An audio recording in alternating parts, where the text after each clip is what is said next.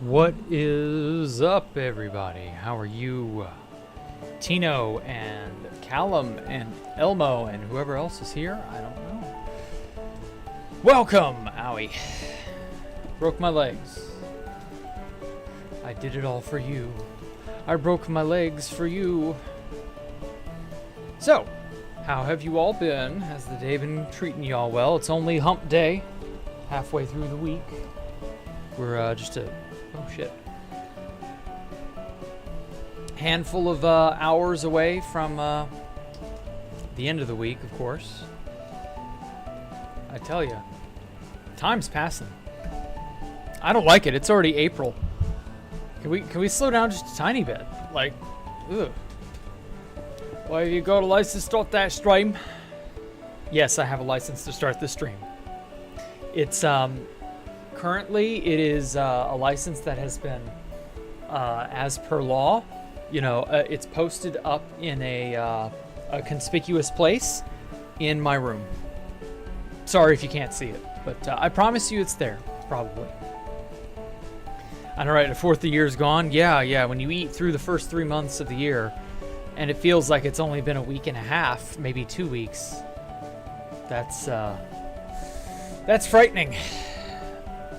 Like my internet connection is frightening because, yeah, it has been a little spotty today, but it's not untenable, I guess. Okay.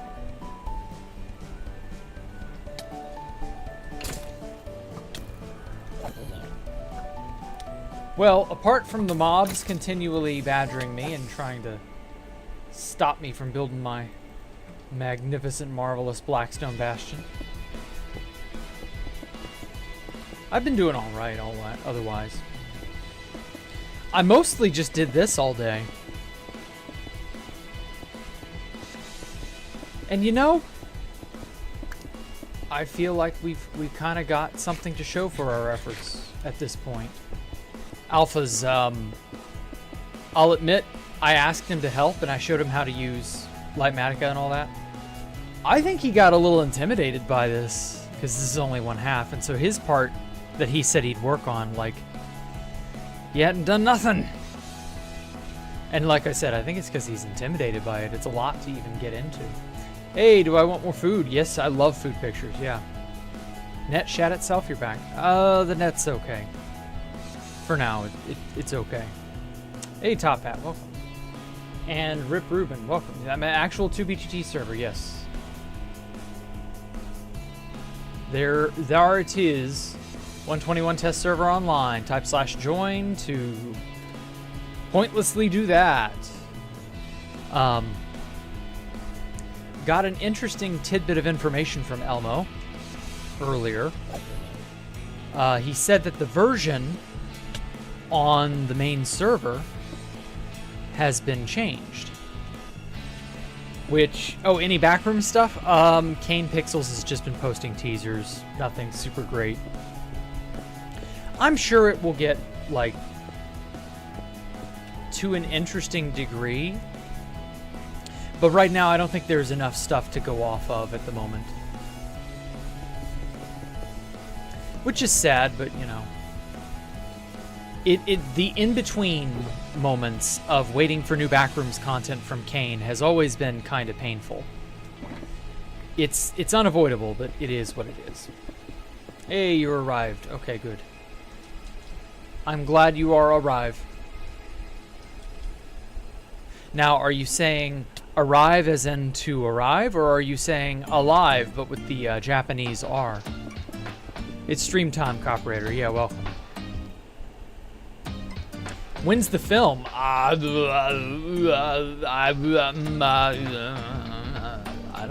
know. I genuinely don't think they've got an ETA on that film yet. I would not be shocked if they are mired in all sorts of trouble and technical this and that, because all Kane is doing is directing and helping to, you know, keep the ship afloat. But while that's an important, you know, job, fucking out of here, spider. While that's an important job, realistically, you know, he's only one person. You can't keep it all going by yourself, you know? I mean, he could work himself half to death, pumping out videos on his channel. That would be a way to do it. Not that I recommend that. But, like, yeah.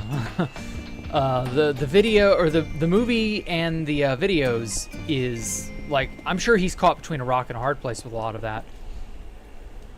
You know, you can only do so much on the ground. Like, to a degree, you have to let the process kind of just run its course. People have to do their jobs. You got to just sort of lay back and let it all work itself out. Like, it just is what it is.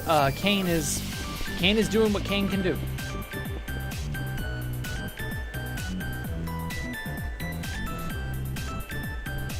How are you, Copperator? I'm all right. I noticed you've been doing stuff. I've been watching your posts in that one Discord there. I really like the well, not just the planes, but I saw that pathway you made with like grass and andesite and tuff. It looks really good. You should totally do like a ruined building. Like that ruined, is that a ruined tarmac? I don't know. But yeah, like you should totally do more of that. Something about like making a build and then having it be dilapidated on purpose. That's some cool shit. I'm just here. Have I ever talked to Kane? No. There's no way in hell I'd be able to talk to him. I would love to talk to Kane, but then the problem I have is simply, if I did get the opportunity, there's nothing I could ask him about. Like, everything relevant that I would want to know has either already been asked by someone else, or it's an obvious, I can't tell you that, you're gonna have to wait for it to come out in the story itself, you know. Just is what it is.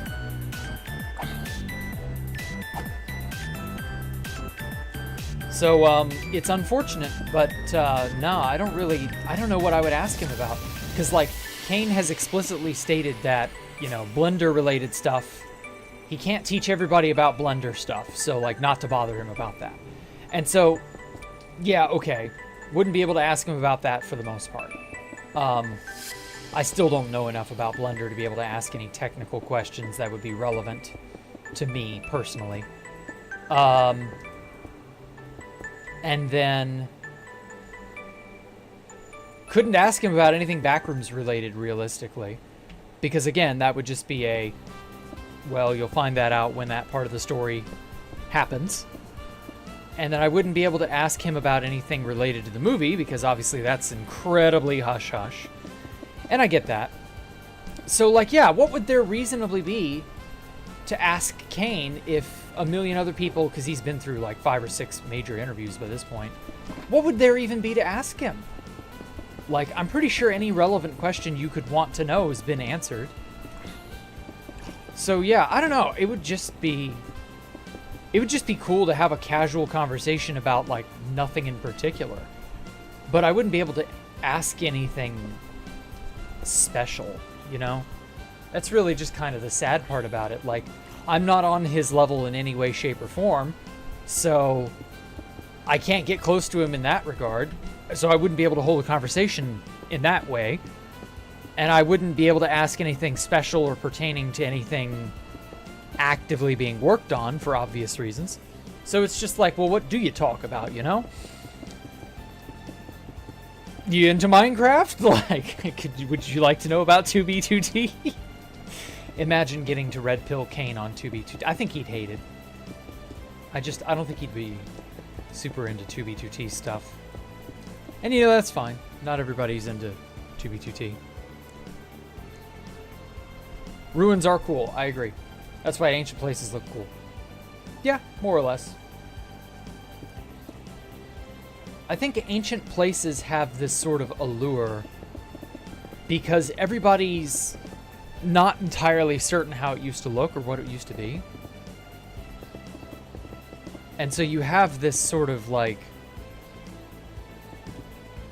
you know how in monster movies they say not to show the monster because the power of your imagination is better than any monster? Right, no design would ever live up to whatever's in your imagination. Like, I feel like the ancient history of our world has similarities to it. Your imagination fills in the gaps with a lot of things, and it would never be quite the same.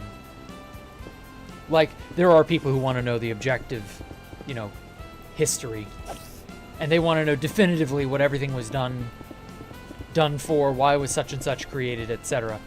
But, like, I still get the feeling that there is just an element of imagination there, and you can't really capture that. I'm getting villagers for the mace enchantment. I've got a... Sorry if you go MIA. It's fine. Don't worry about that, Emma. Finished that one Appalachian-style town. Okay, cool. That was fast. Who's the biggest YouTuber? Fit's the biggest YouTuber I've ever gotten to actually talk to.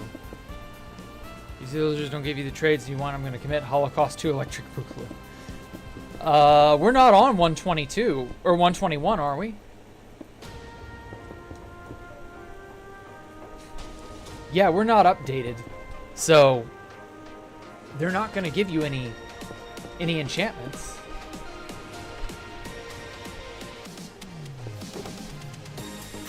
You're just getting them ready. Okay, I see now. Fuck, you're right. Yeah, that's what I thought. Like, you can't upgrade / train them trade-wise, because if you iterate through all their trades, they'll be 121 or 120 stuff. So you won't get any 121 related, you know, stuff of that nature. And even then, there are so many fucking book trades now. The odds of you getting, you know, a mace enchantment or whatever, they aren't too great. At least not over a short span of time. You're better off just enchanting the thing over and over and over at an enchantment table and then just hoping you get maximum XYZ on them. And you should probably also try to set up an auto-fishing area of some kind so that you auto-fish for books. And we're already swimming in books. We have Beta and Zeta both auto-fishing like mad. And let me tell you, holy crap, that's a good way to do it. Now, obviously, we don't have 121 books either, but like, yeah. Just gonna keep them infected and cure them when... Okay, yeah. Sure thing. Yeah, keep them in their very humane prison until the update happens. Right, makes sense. That is the correct way to go about it, I feel. You should obviously be, you know, curating your villagers for the correct update. Talk to history YouTuber Monsieur Z. Interesting. What does he cover?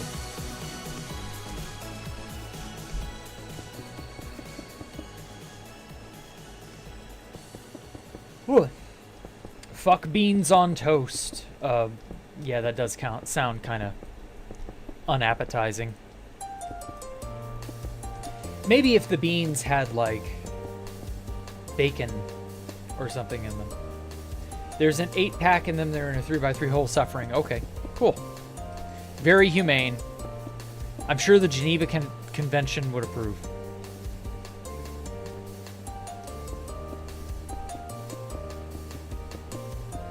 Covers alternate history and geopolitics. Okay.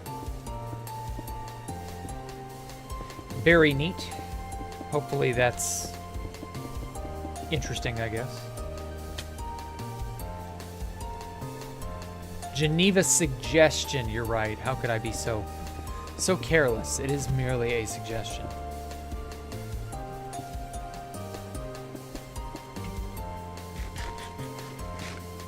Fans are weirdos. Turbo Chronically Online 4chan ideologues. Oh, wow. Ooh. Well, it's not a crime if you don't get caught. You're right.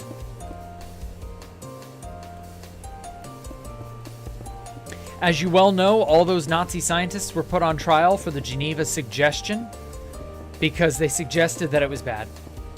Or some shit. I don't know. I'm not a history person.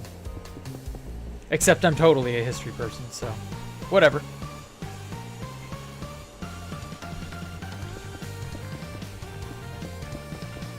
It's fine.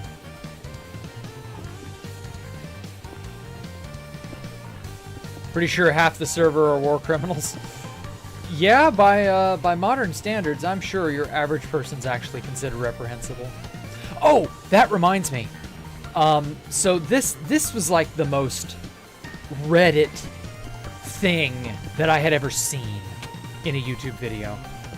So I was, and I forget how this was recommended to me, but it was a video that was recommended to me many years ago. And the title of the video, and I'll never fucking forget this, it was Minecraft or How I Accidentally Did a Colonization.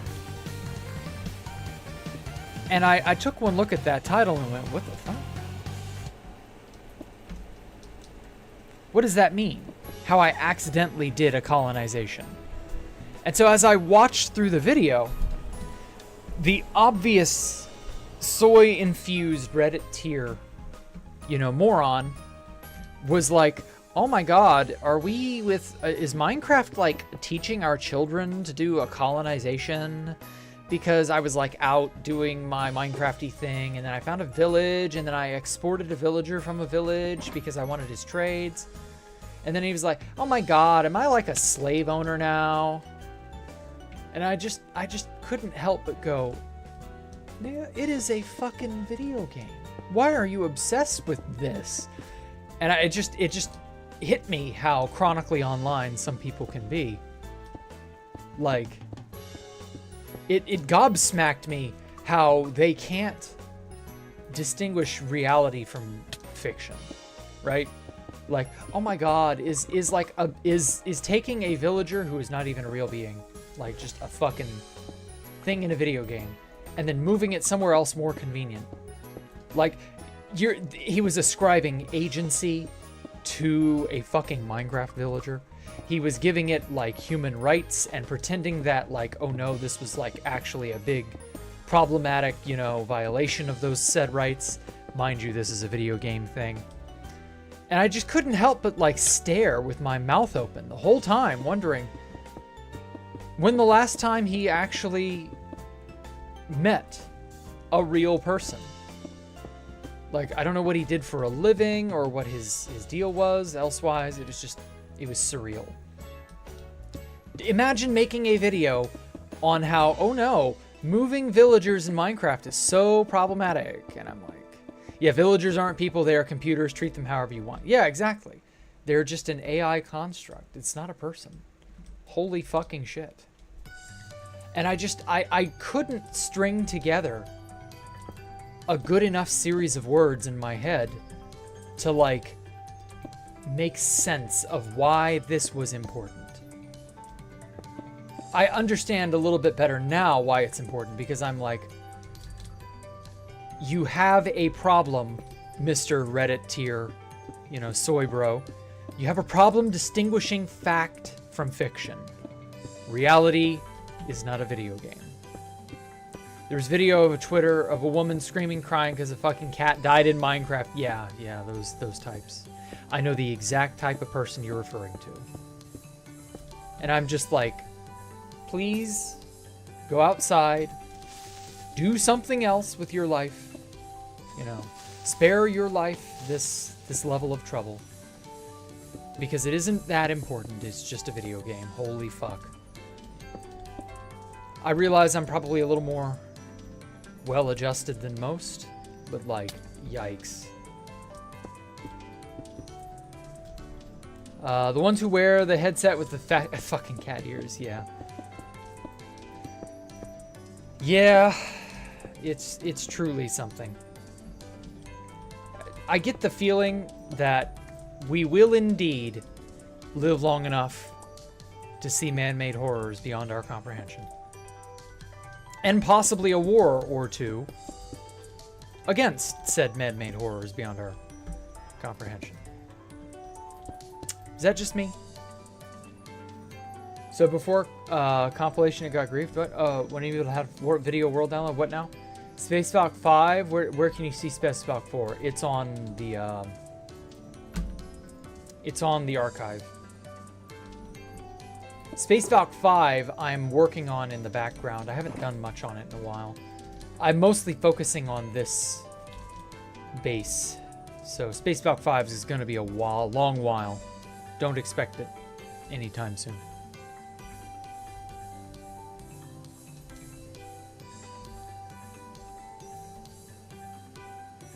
Pixel lives matter, you bigot. Shame him. Like, this video's got to be 5 or 6 years old now. But still, it was around the COVID era, so it has to be 5-ish. It just struck me as like the strangest fucking thing. Why would you give a flying shit about villagers in Minecraft? Like, of all the things to concern yourself with, that ain't one of them. COVID Minecraft was a fever dream. I mean, the whole COVID era was something of a fever dream, you know? Kind of reminds you on people on Twitter before blowing a gasket on an artist. Yes, those types who will lose their fucking shit because of a perceived faux pas. Gotta be ironic? I don't know that it was ironic, honestly. It didn't strike me as ironic. It sounded entirely sincere. Admittedly, some good irony can be confused for sincerity. So, like, I don't know for sure, because obviously you're never, you know, you're not inside anyone's head, so it's not like you know for sure what they are thinking and feeling. But still, it was just the strangest. Oh, I knew he was there. Alrighty, I'm gonna fix your little red wagon. Thank you. I love saying that phrase. I'm gonna fix your little red wagon.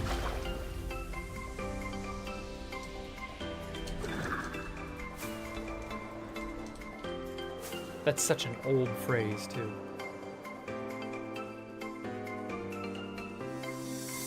Okay, well, you know, just looking at the shell of this place,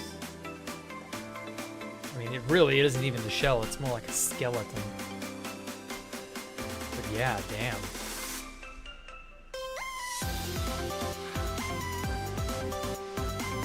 It's getting there, I tell you.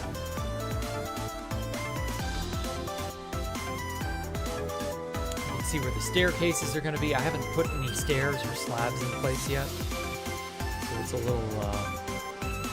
little on the uneven side, but yeah. Incidentally, anybody who wants to donate a few thousand blocks of lapis, I would greatly appreciate that. Thanks. Does the archive allow world downloader? If you use world tools, yes, you can download from the archive. Can't guarantee it will be in the correct dimension. You'll have to fix that part yourself. But I mean, the archive is comprised of like various world downloads and stuff.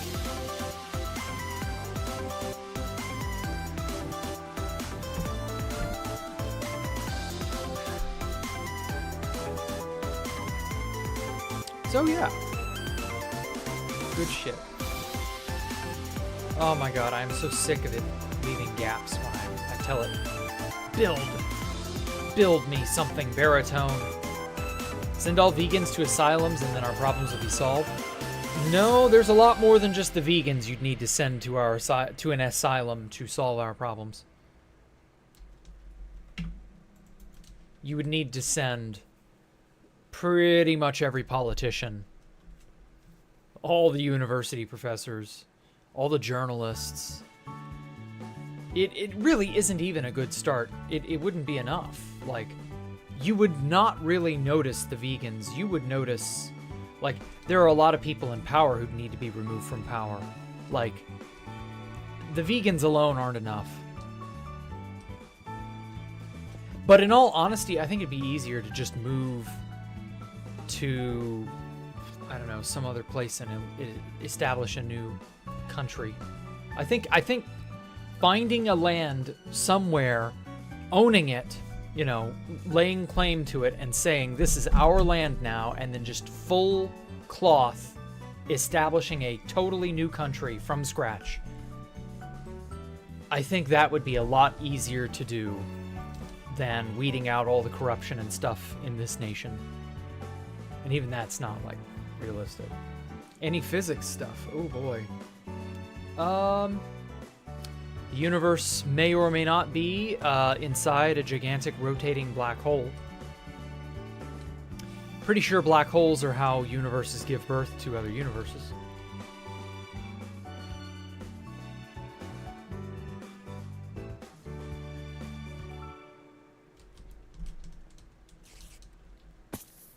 Haha. He fell.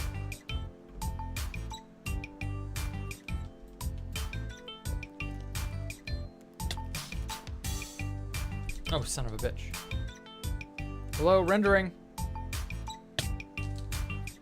Fuck, that was close. Okay, note to self, when you're getting pushed to your death, don't turn the rendering on. That's bad.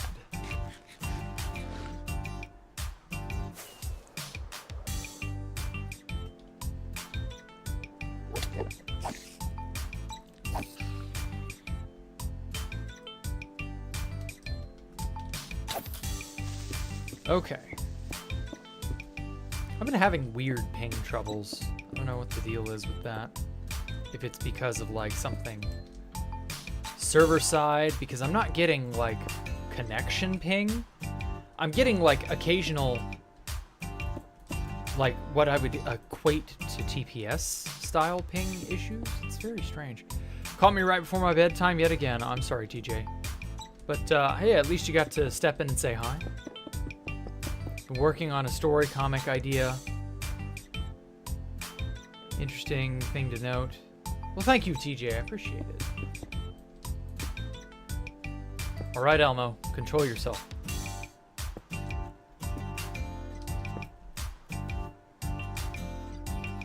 Did Housemaster have his ridiculous thing about people not being allowed to sell merch related to the server? I think that is more or less in place, but I would love to see him attempt to enforce that. Well, maybe I don't want to see him try to enforce that. I don't know. I have no clue what that would like look like.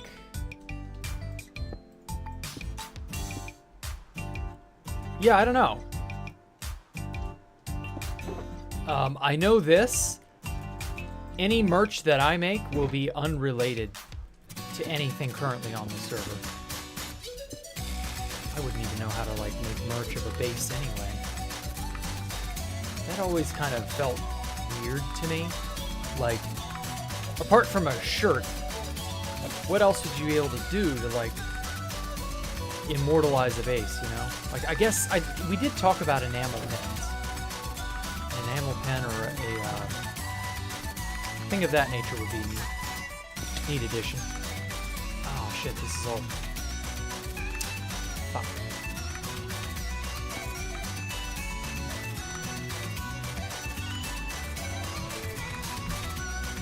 Did I grab it in midair? I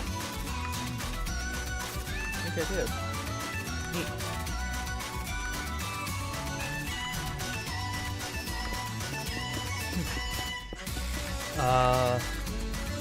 The planet that this story is going to take place on will break physics. The planet will be as big as the sun.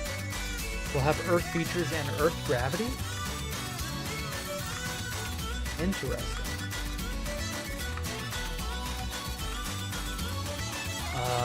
Do you have like a plot going for this? What happened to the story times with Jack? I got tired of making them. They take way too much effort for very, very little in return. So I just said, fuck it.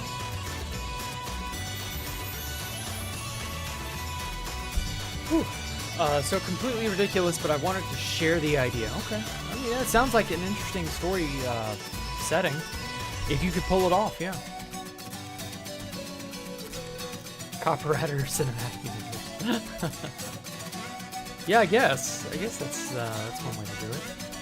I've been watching the Evil Dead trilogy lately. That's been my go-to thing. Like, something about it is just so... Like, Evil Dead was so good. And then, obviously, the sequels and all that. Oh my god, so much space to fill in. This entire front faceplate.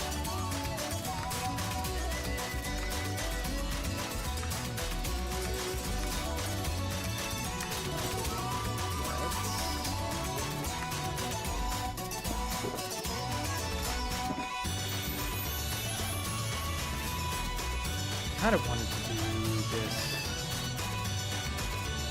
area here.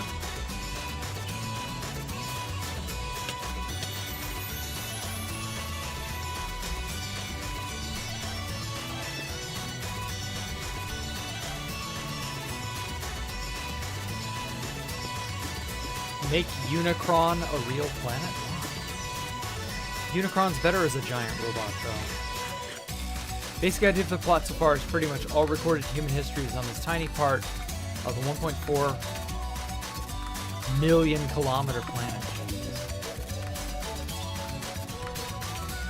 1.4 mil. So if it's as big as the sun, I mean, that is... Damn. Where did I learn the black hole stuff? It's an idea that's been floating around a while. No one place, really. I know PBS Spacetime talked about that a while ago. I haven't watched a PBS Spacetime episode in a few months. I should maybe get back to them. Do you make big airships the size of 1 kilometer to 10 kilometers? Very biggest. Okay. Top Hat asks you where you learn the black hole stuff. Yeah, I see.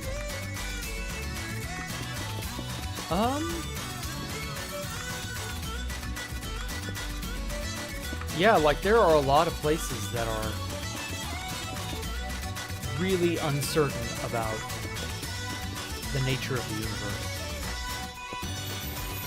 A lot of people question, what we think we know.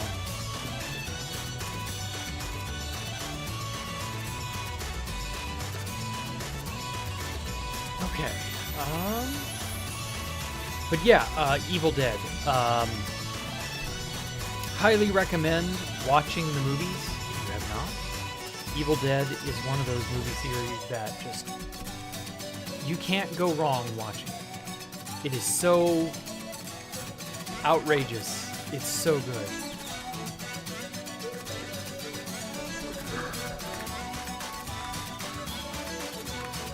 It's crazy in a good way. I'll put it to that.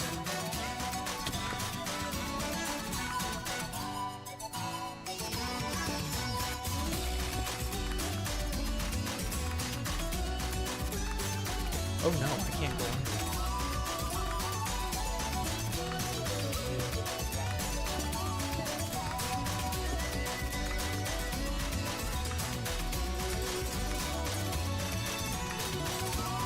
Okay, that's it.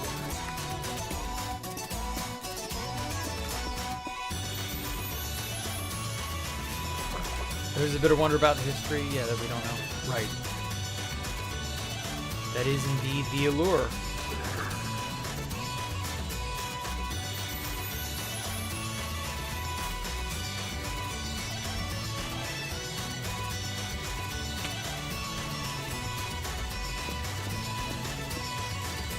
Okay, got that filled in.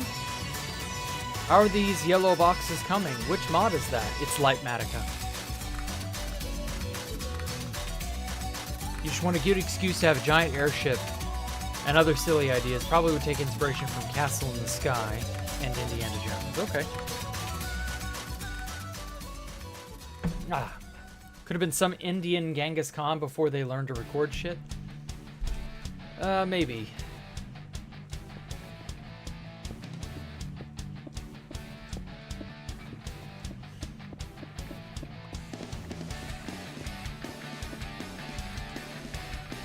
there we go.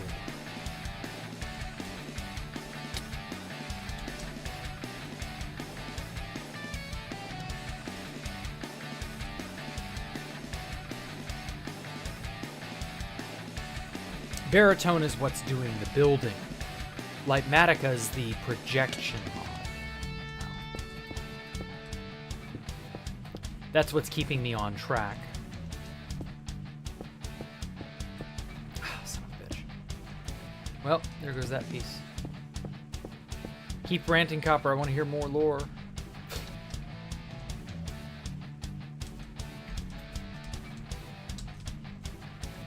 A gigantic airship world isn't a bad idea. Maybe you could say gravity isn't as strong or something. I don't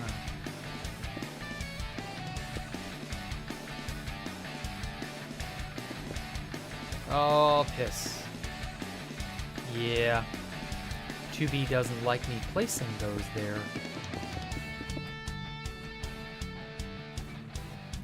Would your society be a steampunk society? Yeah, I bet it is. Operator loves a steampunk aesthetic. I can't blame him, it's a great aesthetic.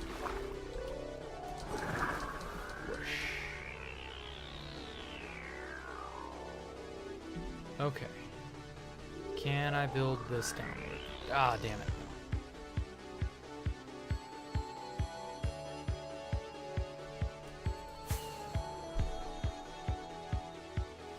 Okay, so that's slabs. That's a pain. I'm just gonna have to go back and start placing slabs whenever I get the chance. I wanted to do all the walls first before doing slab work, just because that's like, I find that to be nicer looking. Oh well. What's my favorite Evil Dead? Oh my god, I loved Evil Dead 2 the most. Evil Dead 2 felt the most complete. Evil Dead 1 was very obviously rough around the edges insofar as it being a narrative. Evil Dead 1 was mostly just the scares. Hey, this awful situation happens, how do these totally normal college students react? And to be fair, yes, that is a perfectly fine setting. Doesn't need to be any more complicated than that.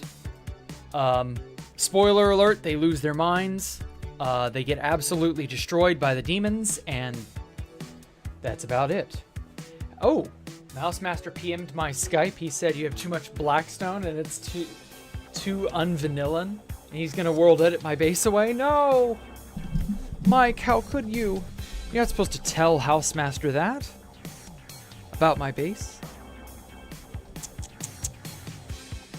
Well, anyway, so yeah, Evil Dead 1 was just very like, oh, holy fuck, everybody is doomed. And then everybody was doomed, and that was the end of it. Taken on its own, it's fine. But because Evil Dead 2 exists, and it was just so much better packaged, so much tighter writing, and it's not only like a believable situation for how the characters react, it's also like it makes a hero out of someone who shouldn't have ever been considered a hero. And it was honestly really fucking fun. Like, Evil Dead 2 was so well paced, so great, tightly packaged, so well written. It's just a shame Army of Darkness was purely for the fun. Army of Darkness could have been a great sequel as like, I mean, it was a good sequel, but it could have been a great sequel. Not to say Army of Darkness wasn't good, just that it wasn't up to the same standard as Evil Dead 2. It just wasn't. It isn't bad, it just wasn't on Evil Dead 2's level. And that's fine. I feel like they did what they wanted to do, and that was the point. It was not about making a cohesive story or anything like that, and they were fine just making shit as was. Pretty much 1930s tech. Okay, so that's what the world will be like. Almost fantasy-like in terms of size. Okay. So you must have created this in single player and then brought it to schematic here? Yes. That's what I did. I made the base in 2 halves. This is 1 half, and then obviously this will be the other half. But the other half hasn't been created yet, so it's just this so far. I made it very easily in single player with world edit and creative mode. It was not difficult to design. Took maybe 2 weeks to design all this. It really wasn't that bad. How am I? I'm doing well, Mike. Just enjoying my block placements.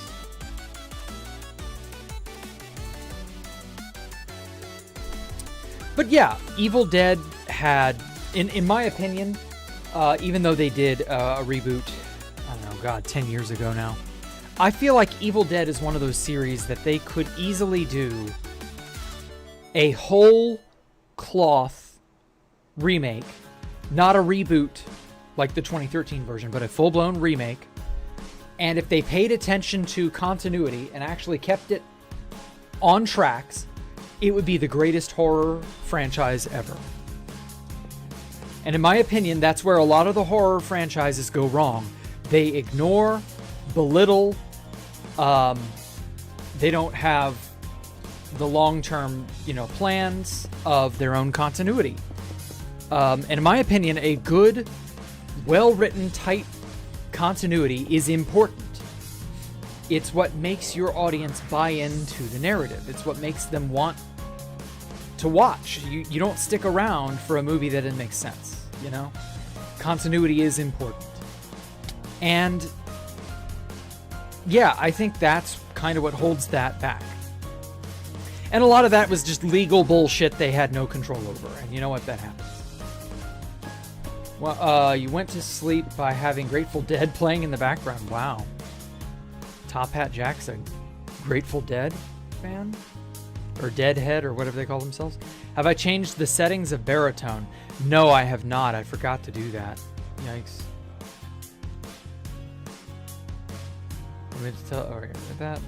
Yeah, I heard a new band today. They remind you of sleep. They go by Monolord. Interesting. Tarantino said nowadays movies tell situations, not stories. Exactly. That's another problem. But, it is what it is. I don't know that we'll ever be out of this this rut that Hollywood has been in for the last 20, 30 years. Hollywood's been in such a rut. They don't know what a good story is if it came up and slapped them on the ass. So I don't know. That's some serious dedication. I think you heavily overestimate how much effort it was to make all this.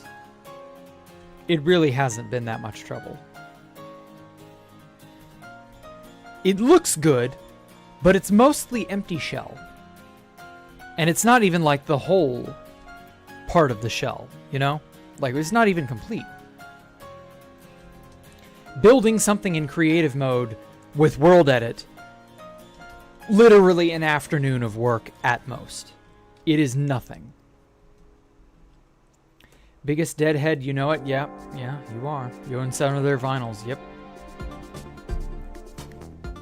Saw you sent me Althea the other day. Interesting.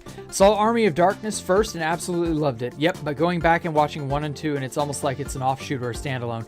Exactly, J. Karma. Oh my god, that is exactly my feelings. I was a young kid, and my mother was like, oh my gosh, Jack, we have to watch Army of Darkness, because I think she had found it on video for the first time. Army of Darkness came out when I was like a little kid. And she was like, this movie is a scream. We have to watch it. And it had some horror elements in it, but it was obviously funny. And so we enjoyed the hell out of it for its comedy. And I just kind of was, okay, that was good. I liked it. I enjoyed it. I want more. And then she said, well, there are these other 2 movies that came before it called The Evil Dead 1 and 2. And I was intrigued. And so eventually, against against her better judgment, she bought Evil Dead 1 and 2. And so I was like, okay, you know, I want to see what Evil Dead was like. And it was obviously a radical departure from Army of Darkness. I must have been like 12, maybe? I don't know. I can tell you this. I was probably not the right age, but then I was ironically probably the right age. So I don't know. It just kind of worked out. Okay, I completely forgot that I promised Deadpool, since it's the new beginning of the month, promised Deadpool I'd go look at his base. So I'm going to break away from 2B of the 2Ts for just a minute. And we're going to go and look at Deadpool's base on whatever server that is. I'm not allowed to say anymore. Just as soon as I patch these damned holes.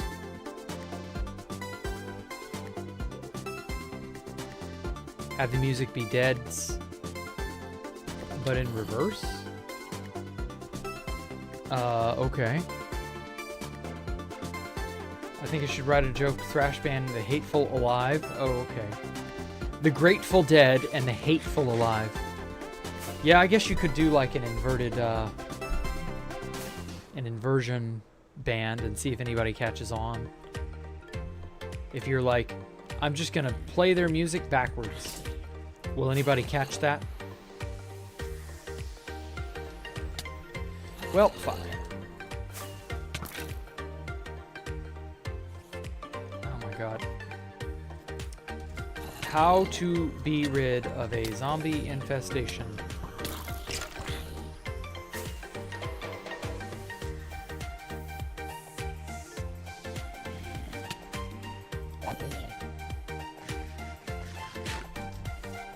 Okay, you go that way forever, and you get the fuck off over there. Okay, oh my god, building with mobs present is just such a nightmare. I really should light all this up, but I'm not gonna. I'm just gonna slab it all over when I'm done. Fuck them mobs. Oh shit. Oh, you, of course, of course.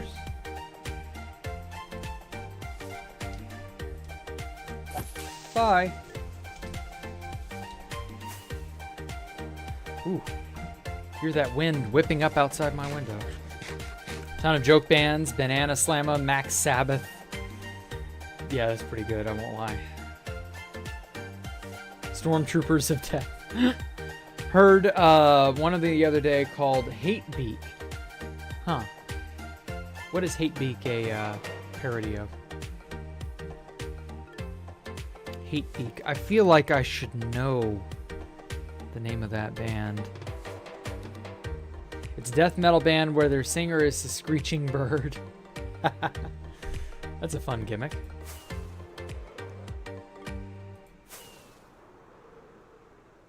Okay.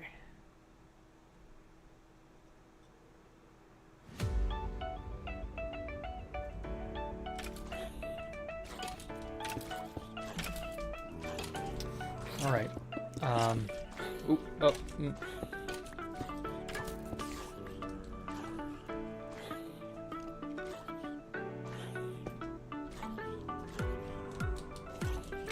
Fuck. Fumbled that perfectly. You know what? I'm just gonna go to this far end and just build this way.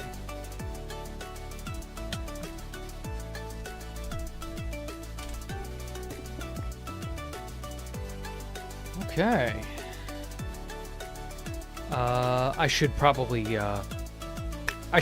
stop. What am I doing? Hate Beak was goofy as hell. Their logo was a ripoff of the Hate Breed logo, and it was a great. Okay. Yeah, that was likely the point then. All right, whatever. I I gotta go and see a man about a mess of a base. Because his base is a mess. Okay,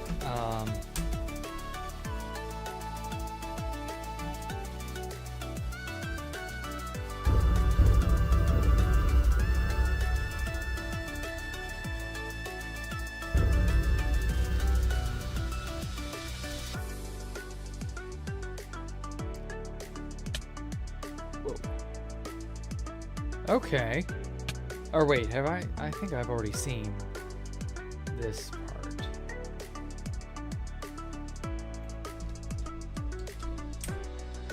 Bobby upgrade.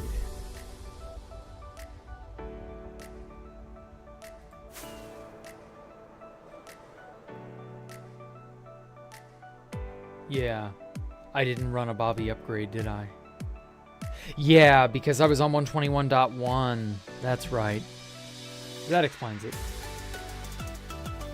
Okay, I thought that was weird that I can't see all the way out there. Ooh, hey Deadpool.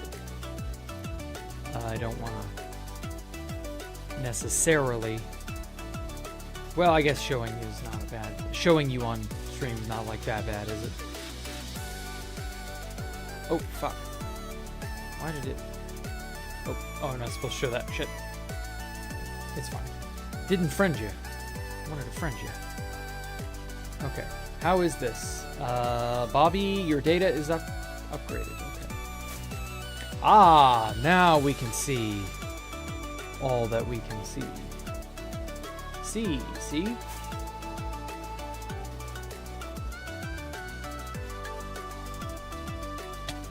Ooh. Okay, yeah, that was all here the last time. It's been about a month, I want to say. Has he added on to the house in any way? I don't think so.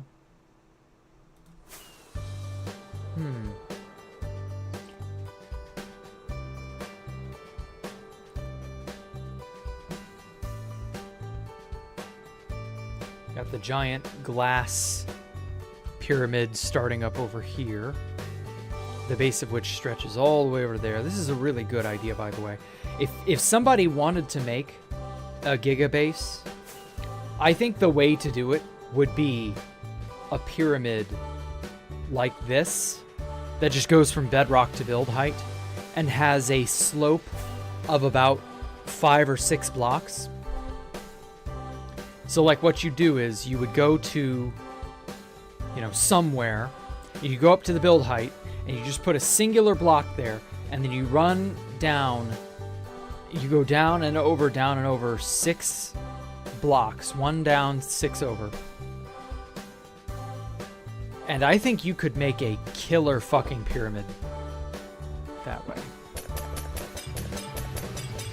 Like, and then you enclose that whole area. Might need to do a,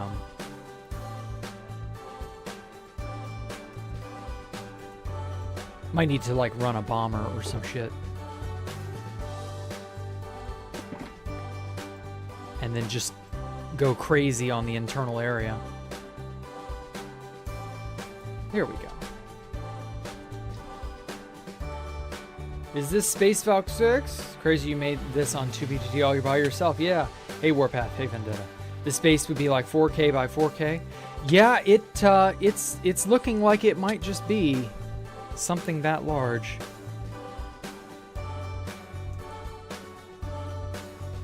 This base alone is like absurd.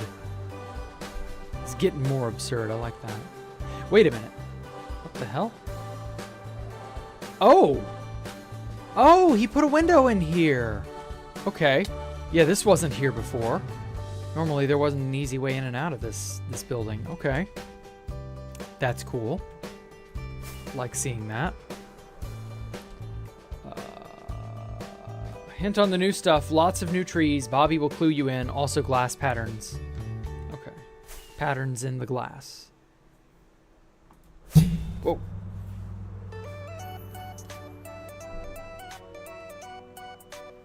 Wow. I just love being able to look out over this space and just like survey it, you know? Just to get up on a high spot somewhere and go like, damn,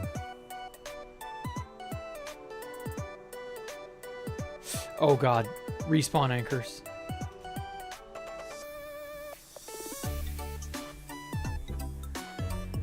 Wow.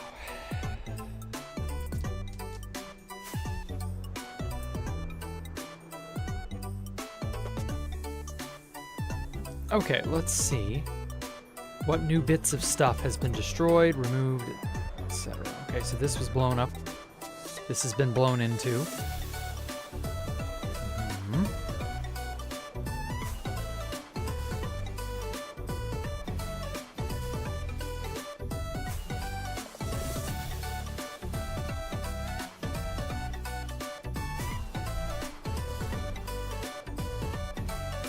The Zen Tangle base capture spirit of Minecraft, really good. Yeah.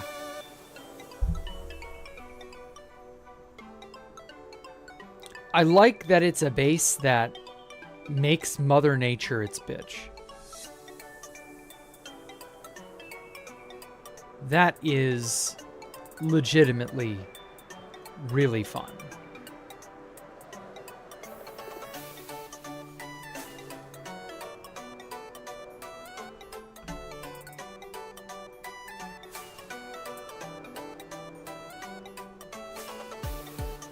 And then there are just crazy, absurd structures like this.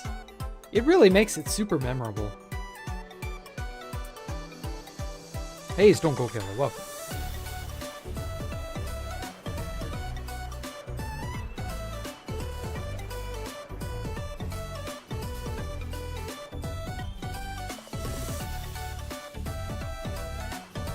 I know some of this goes through a valley or a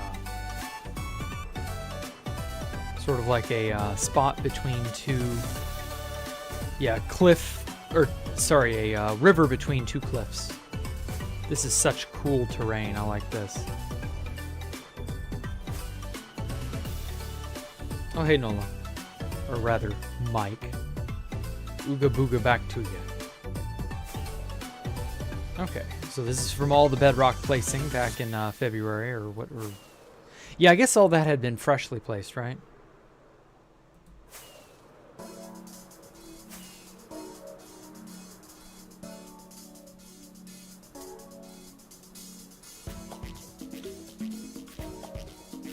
Wow. It's the kind of base that takes your breath away. Oh, we made a little path that goes up there. I didn't even notice that.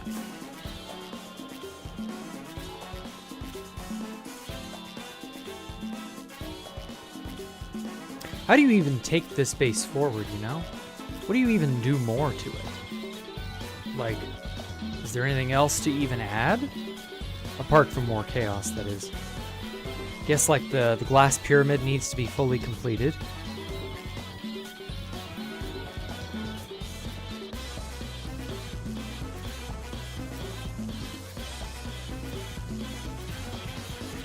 I love that it like goes under the ground in places, like it's just slopping off into the earth, and it cuts through the earth mercilessly.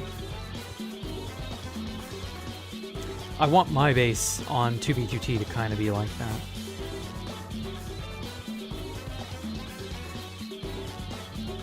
So much obby and glass and shit that's just not been gotten to. Yeah.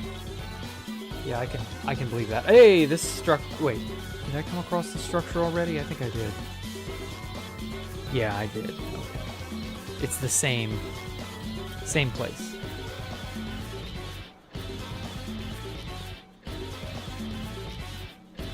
But yeah, more trees. Good grief, I can believe it. Don't you believe it?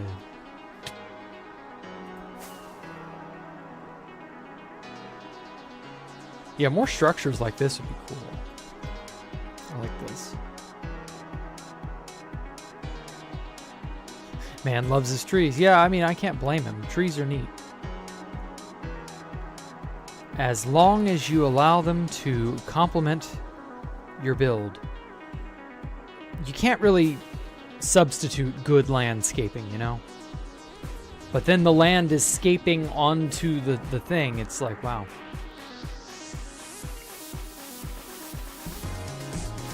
You still can't see it as not ugly? I mean, it is, in a way, it is ugliness that brings out its beauty. It's weird. It's going... Have you ever heard of something being so bad it's good? It's going so hard in that direction that it loops back around and it becomes interesting. Like, is it pretty in the traditional sense? No, but that's not the point.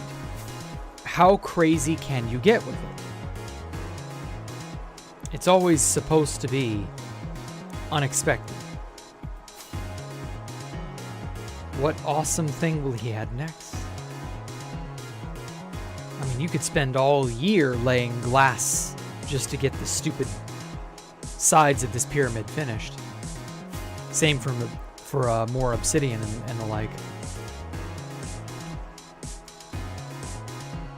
Base will eventually have structures under the tree canopy, incentivizing manually walking in the trees. Okay, to enhance the creepiness of the woods, mimicking green hell vibe of Vietnam. Okay, interesting. That's from Deadpool himself. What'd you say, Mike? I always thought this place was one of the most badass looking builds in Minecraft ever. Me personally think Universal is just insane. I mean, we all have our own very finicky aesthetic desires, you know? We all have things that are our comfort zone, and we have things that are not.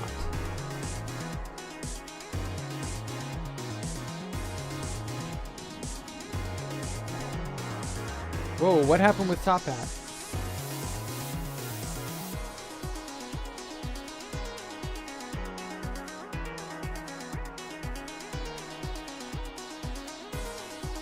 Oh, okay, it was an accident. Okay. Well, sorry, Top Hat. Ani clicked accidentally. You understand that, but it's just not for you. Yeah, fair enough. I don't think it's really meant to be for anyone in that sense.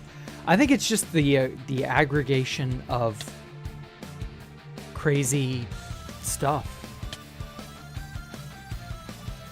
It's like a Jackson Pollock painting, but with Minecraft stuff. It's meant to be its own sort of bizarre experience. I love it. I can't wait to see more.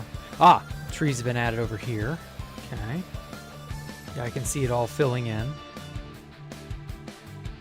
Here he is, Mr. Deadpool. Pool dead. What happened? Ani accidentally hid some of your posts. I don't think he meant to do that. One of your phones broke on April Fool's Day? Oh, I'm sorry, Warpath. Are you able to get a new one? Or is that like... Is that the April Fool? Alright, can I thread the needle? Ah. Shit, probably not.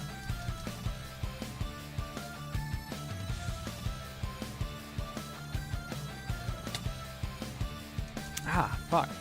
I'm having a tough time. I flew through all of them at once that one time. Oh my god, that's so cool. The grade is just steep enough that you think you're going to hit the wall, but you could theoretically not hit it. It's very good. I like it. One of... Yes, that is that one base on a server.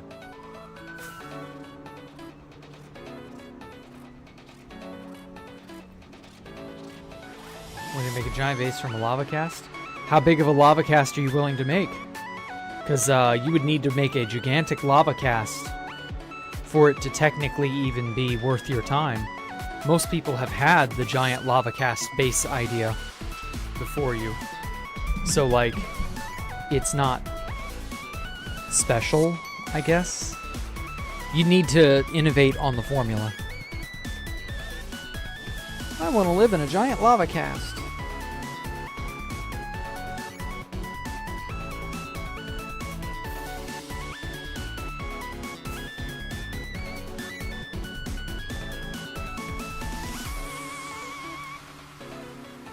Oh, this might be new. Wait, this might be new. This obsidian structure here. Was this here the last time I was here? How do you even get up here? Wasn't this all open?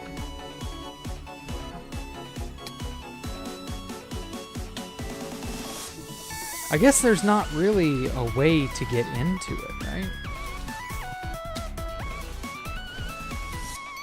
Could be wrong. I know about the giant coyote-looking thing. Or not coyote, but it reminds me of coyote. I know about the giant mouth. That shit looks cool. But this structure... Oh, it's got water in it. No wonder.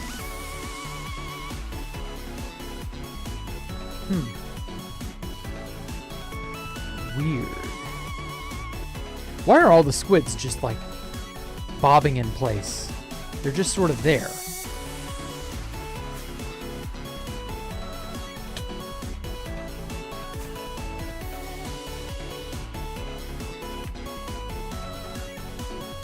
Like the mountain range. Ooh, a mountain range of lava casts would be neat.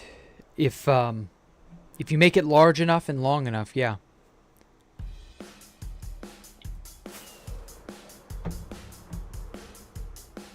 Okay. Well, you know, for a little stop-off tour of Deadpool's base, this turned out pretty good. Yeah. I don't really know what else to say. Other than keep going, man. I'll be back to tour this place later. Hint number 2, look for a redstone pathway. Redstone pathway. Did I find it already? I mean, there's that right there, right?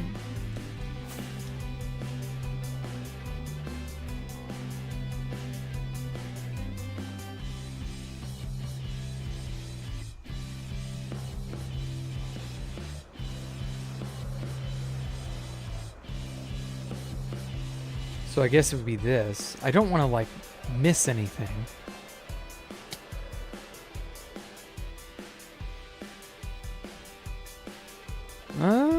There is this as well. Like, it's hard to know what a redstone pathway is when there are so many different bits of accentuated, you know, redstone.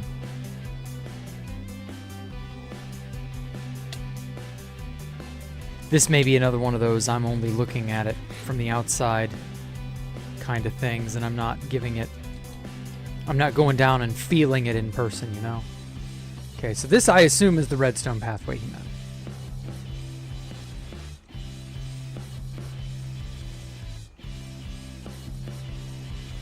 Okay, so this tears through the earth. That's cool.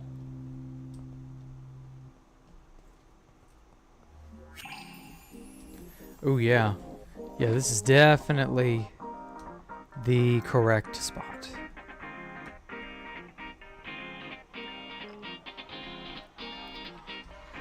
I love that the redstone is like bright, glowing red. How far down does this go? Oh, I bet Bobby is updating or some shit as I get along, so it's like...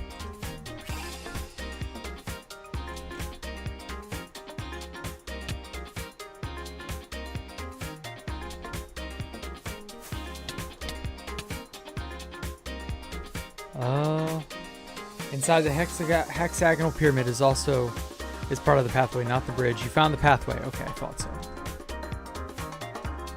Thought so. This guy likes to keep his mind busy. Yeah, certainly.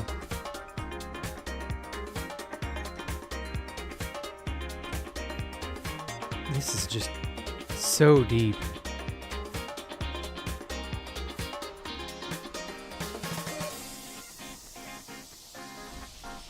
Okay, so does it just all go down to bedrock, or?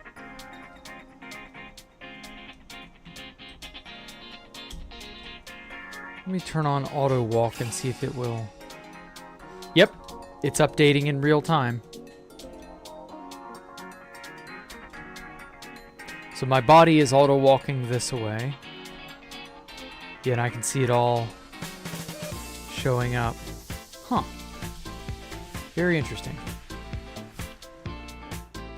So what's at the end? Oh, wow. Ah. That's real neat.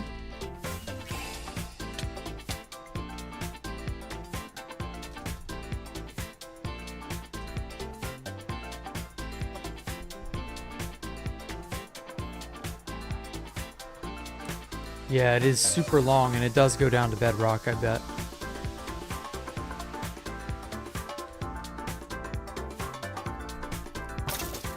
Huh. Died to a Thorn's armor. What happened now? The pathway travels in a straight line, bouncing off the edges of the obby plat. Okay, pyramid. Think of it like a computer screensaver on the older DVD. Okay. So all the way down this way.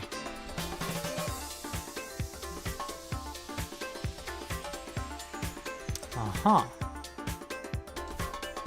So it bounces around the outside of the obby. That explains it.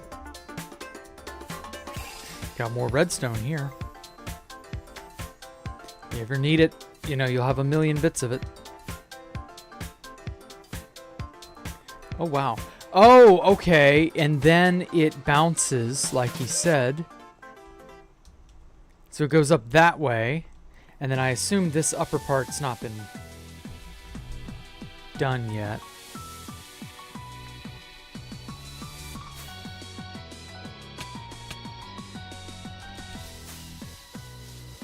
Okay, so it's gonna bounce around the pyramid.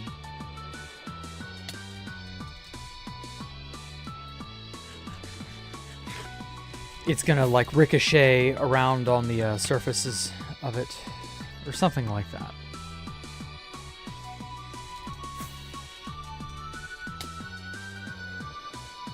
Uh-huh. I never would have guessed that goes all the way to bedrock.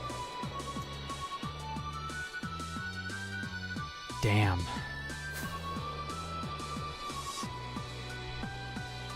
So pretty.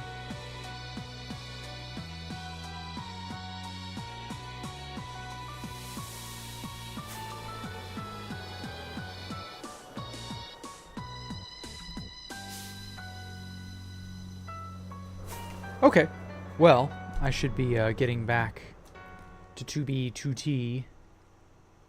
What do you think about the Minecraft movie? I haven't seen it, so I don't really want to think about it. It looks like shit. Just gonna say that right now. It does not in any way inspire confidence. Fuck. It makes it feel like they phoned it in. They got a hold of people who are... They got a hold of people who are like... They don't know what Minecraft is. And so... I don't know how they build... Or not build. I don't know how they make a movie about Minecraft and it not come off as silly or stupid or whatever. But in typical Hollyweird fashion, they didn't do good. It's probably not going to be a successful movie. We'll see. We'll see. No problem, Deadpool. Thank you for having me. But hey, if one of you guys wants to go and see the Minecraft movie and tell me how it is, that would be swell. I wouldn't want to give them my money. Because I wouldn't want to, basically, I wouldn't want to reward such, like, poor movie planning and making and such. I don't feel like they deserve... If all they're going to make is crap like the Minecraft movie, they don't deserve my money. But then again, if it's genuinely good, that's a different matter. But I don't think it's going to be very good. And reasonably, I don't think it has any room. Wouldn't it have been pirated, honestly, just pretend it never happened. Unless, like, a bunch of people come back and go, no, no, no, it's actually good, guys, we swear. Like, you need some killer word of mouth to legitimately, like, to actually make me consider it, you know? I just can't. I just can't. Like, just the goofiness of the actors alone is like, what the fuck is Jason Momoa doing there? Who the fuck are the other two people? Like, Jack Black was not the correct choice for Steve. I feel like with the Bowser thing, they accidentally hit it out of the park. But with Steve, it's like, why did they not just make this, you know, 3D? I don't know. It's just so weird. It's so cursed.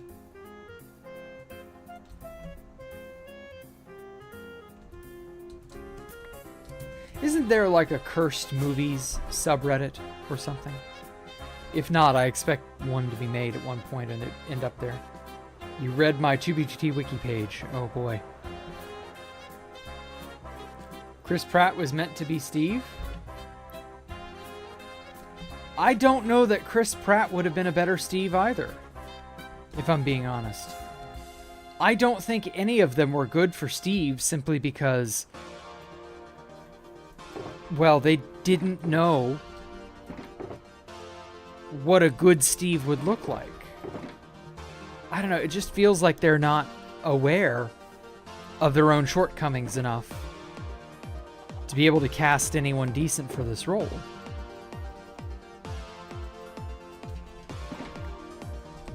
Like, to be able to make a movie, you have to actually know what it is you're doing. You have to know what the movie's about. I don't think they knew what they were making their movie about in the beginning. I have a nasty feeling we're going to find out at some point Minecraft's first foray into cinema was a design by committee type of affair. Which always turns out well, am I right? I don't know, it just, from the shitty quality I'm seeing in those two trailers, I get very strong design by committee vibes. I don't know, I could be wrong. I could be dead wrong on this, and it could be a smash hit success, and it'll be the next, you know, the next Mario movie. But just something, my gut instinct is just telling me, no, they have absolutely fumbled this one. Space is sick. Is this the same hell chamber I'm building? Yes. Thank you, Permablazed. I appreciate it. It's just going to be a comedy like Spaceballs. I feel like it's going to be a comedy of errors. And you're either going to be offended because Minecraft is not meant to be portrayed in this manner, or it's going to be a cringe fest. Spaceballs was trying to be funny. Spaceballs had funny people making it. I can't get behind that feeling. I don't feel that here. I feel like they cashed in as many big Hollywood names as they could get. I have no idea who the other 2 or 3 people are. The ugly children and the big fat woman. No idea who the hell they are. Don't care. This just does not feel right. You know? I don't know how to put it. The Minecraft movie just feels off in some way. And I've only seen the 2 trailers. But if you're not inspiring me from your trailer, something's up. I just know it. Like, something is up with it. Switching back and forth between Morgan Freeman and Samuel Jackson. Morgan Freeman would have been a good Steve? Maybe. But I still feel like a casting like that does not take into consideration what the Minecraft movie is trying to be. And that's the big problem I think the Minecraft movie is going to have in retrospect. We're all going to look back on it and go, this movie struggles with its identity. It doesn't know what it's trying to be. It doesn't know what it's trying to do. It's going to be a hero's journey, call to action kind of movie. And it's going to be so phoned in, no one's going to get that. And that's not Minecraft, by the way. Like, I don't know. I feel like with the Minecraft story mode stuff, they had a better hand, or a better handle, I should say, on what Minecraft is supposed to be like. Even though story mode was also something of a miss. But, like, it was a lot more of a hit than not. I feel like if they well, no, that's Telltale Games, never mind. They would have had to have wrestled with whoever owns the copyright to that. So they wouldn't have been able to do that. But, like, I feel like that's the direction they should have gone in. Do what Telltale Games did.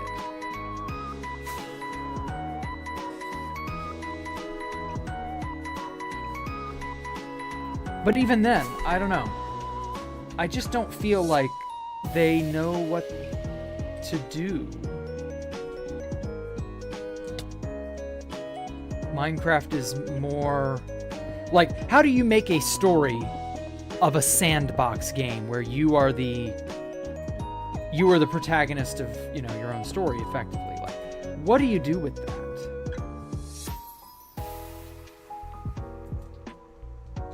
I don't know. Wish the money would have been spent on writing and animators, not on Jack Black and Jason Momoa. Exactly.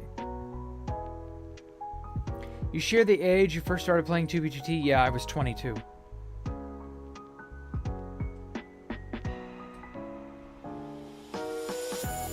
And yeah, you're probably correct, Jay Karma. I guarantee you a lot of the money went into hiring a big name actor, or in this case, 2 big name actors, to hope that will plant asses in seats.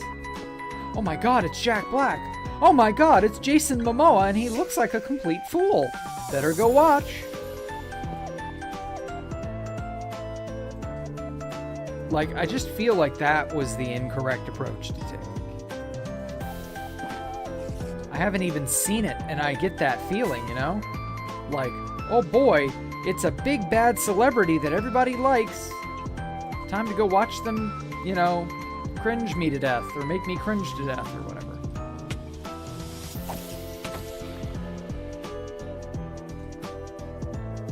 Oh, son of a bitch. Let me fly, damn it.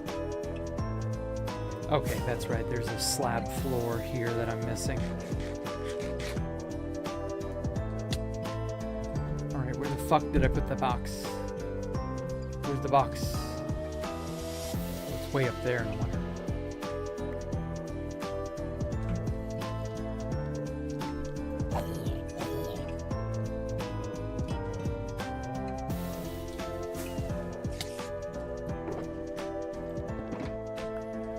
It's gonna be one of those things where we all kind of understand the situation going in.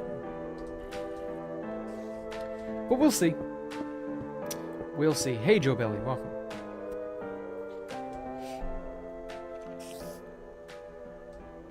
If it's just narrating an animated character, I mean... You know what, actually? I think a narrator would have been a great direction to take the movie in. You have Steve, or maybe some kid, pretending to be Steve. You could have Jack Black be the narrator if you really, really, really, really, really want to make Jack Black part of the Minecraft movie. Then you have Jack Black... Oh, fuck, shit, that hurt. You have Jack Black narrate Steve's actions to, and you make it fully 3D. And if you're dead set on there being live action, you could frame it as a bedtime story to Jack Black's grandson or some shit. And then have Jack Black be Steve, and this is what Steve does then, this is what Steve does here, and then just have him narrate it. And it would be heartwarming, and it would be like, you could have it be a little episodic. You could have the kid try to be like a typical TikTok youth, and have Jack Black try to play to that a little bit. I don't know. Lots of good directions you could take that in. I have a nasty feeling we're gonna get generic Hollywood plot number 50,587,000,000.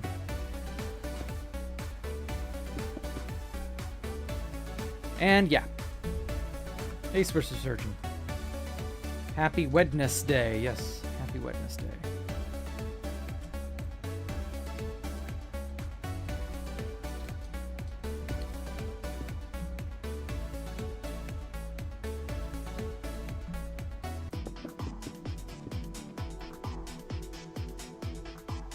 Do I feel nostalgia from the early 2BTT era?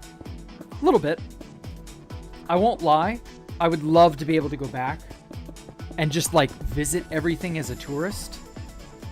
Like, if I had, you know, 121.4 and I had future and I had some sort of a special mod that would let me join from the far future. Yeah, that'd be cool. You will watch the block game movie and eat the bugs. No, I'm good, thanks. I will neither eat the cancerous bugs, nor will I watch the block game movie. Oh, son of a bitch. You motherfucker. How was I not far up enough for you to not...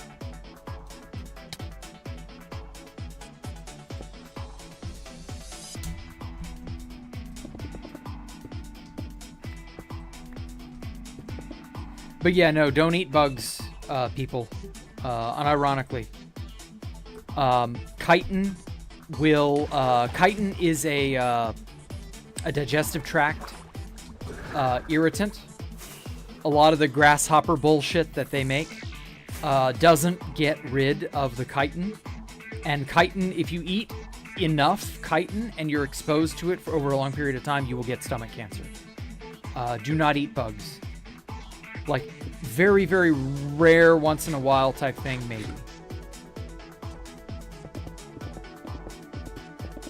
But do not just eat insects. It's bad for you.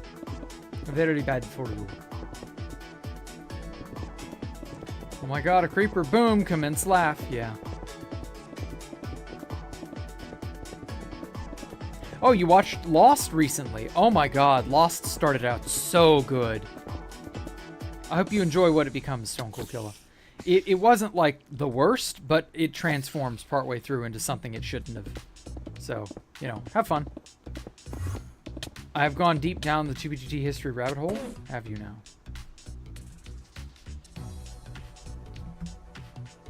Well, I guarantee you that however deep you've been, I've been deeper. But yeah, I would love to go back and visit all the crazy stuff back in the past. I would love to go back to 1.6 and crash the server again. Just for fun. Just put a horse on the nether roof and crash the server. Just for old time's sake. Paul eats ants all the time?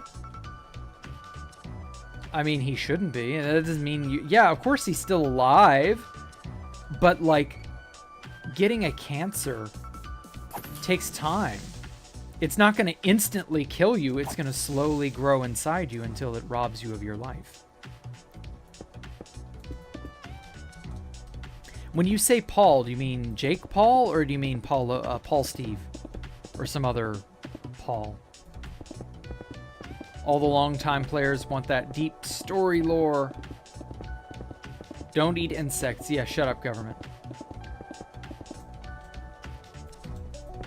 I mean...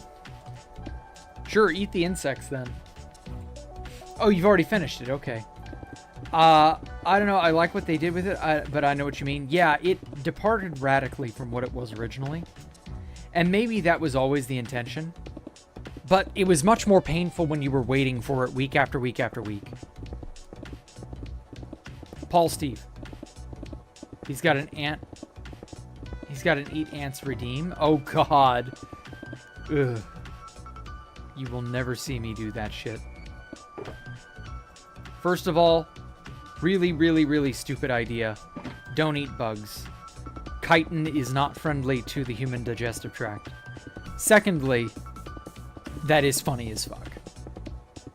I don't recommend it, but it's funny as fuck.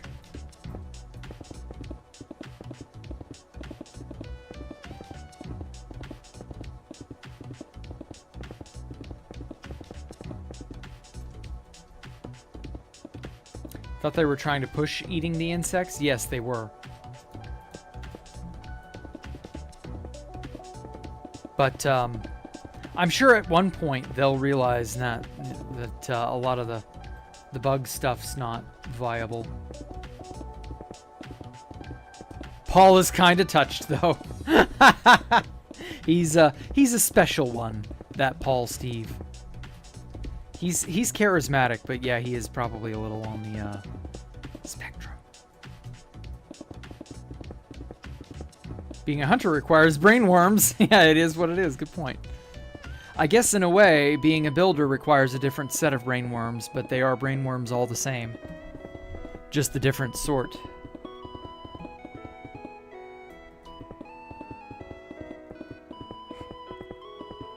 I hope I come off as somebody who isn't touched. You know what I mean? I don't know, I feel like as every year passes, the more I stream, the more unhinged I become. I don't know what it is. Cow farts are melting the glaciers, eat bugs instead. You know what? I got a hold of a really good video yesterday about how environmentalism is an inherently Marxist and anti-human sentiment. Or maybe not sentiment, but like ideology.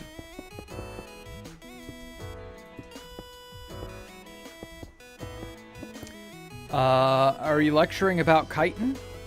Yeah, I was saying that chitin is a digestive tract irritant, and that you shouldn't eat it because it'll give you stomach cancer if you eat it for long periods of time. Cellulose is fine because you can't digest it, so you won't get as many problems.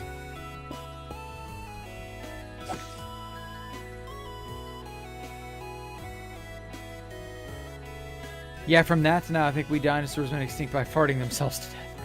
Yeah, it has nothing to do with the giant meteor that impacted 65 million years ago in the Mexico area. Okay. I'm pro-human and environment, but I also think there are entirely too many of us. Yeah, that's actually quite wrong.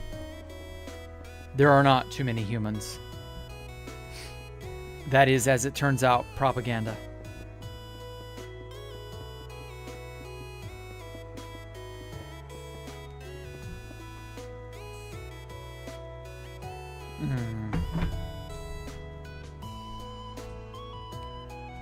Baritone, why you gotta just stop like this?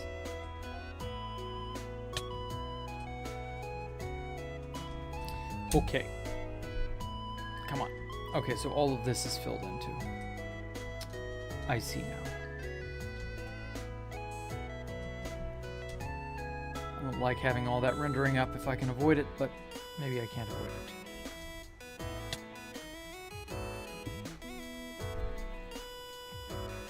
Jack, I thought you said there were too many people too? No, I've never said there are too many people. We're having population crises in a lot of countries. How are there too many people if we're having population crises? The Japanese will go extinct. The South Koreans will go extinct. Like, how can both of those be true at the same time?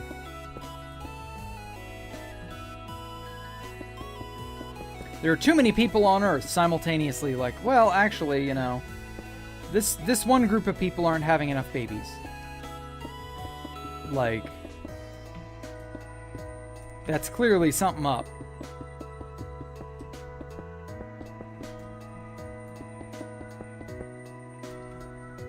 Yeah, we're here, birth rate collapsing. Yeah, the US is going to have a terrible birth rate collapse in like 10 to 15 years too. No idea what that's going to bring. That's going to be fun.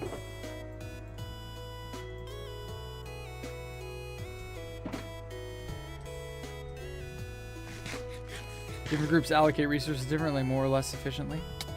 Different groups are on different wavelengths, culturally, economically, spiritually, mentally. Like, you're just sort of along for the ride with whatever group it is you're a part of.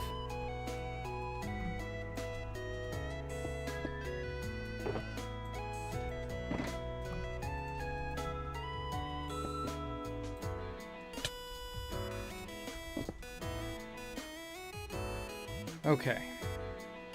Oh my god, why did you fucking miss this block, Baritone? How could you have missed this block?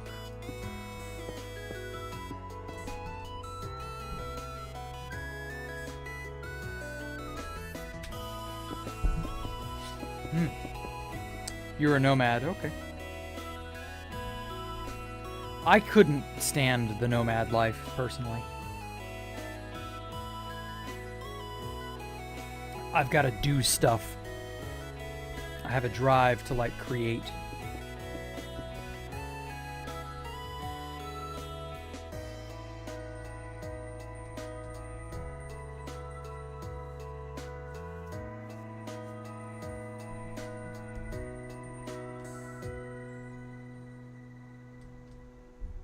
Case in point, you know.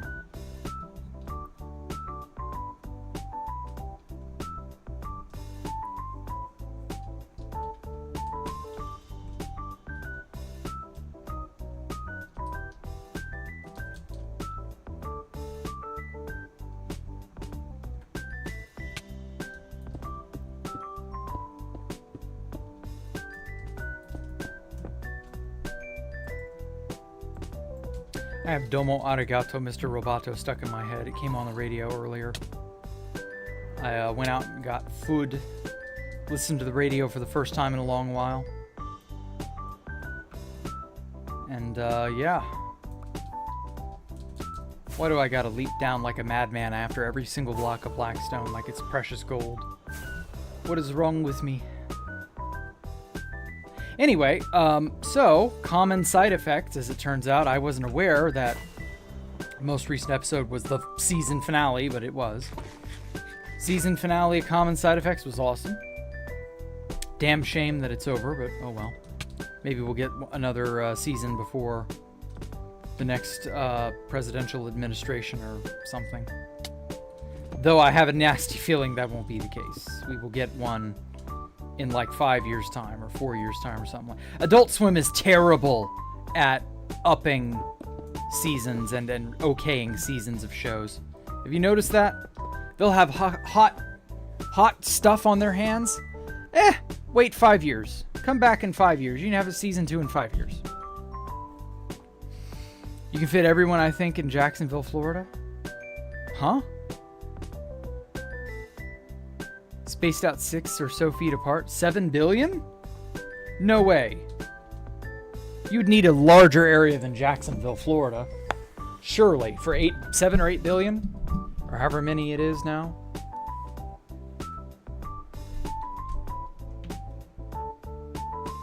I mean, are we talking the whole human population or just some amount of people? Jack, I binged the first 6 episodes after your recommendation. Crazy good. Yes. Mike Judge still has it, man. I was kind of worried after King of the Hill that Mike Judge was like kind of losing his touch, I guess, for creating something interesting. I think Mike Judge really hit it out of the park with this. Oh, God damn it. Stop that. Why does it mine? Can I stop that shit, please? Ugh, just because I wanted to get down. It should just, like, freeze. It shouldn't go any further. Adderall is a hell of a drug, I guess. If you pile them up, you can fit everyone in the Grand Canyon. Damn. What a statement. Hi, Inarius. If you pile all the bodies 5 miles high, you can put them all in the Grand Canyon. Sound like a fucking killer. GPT thinks it would all fit kind of a wild perspective. Yeah, GPT is always accurate, am I right? It's deceptively smaller amount of land than you think. Okay.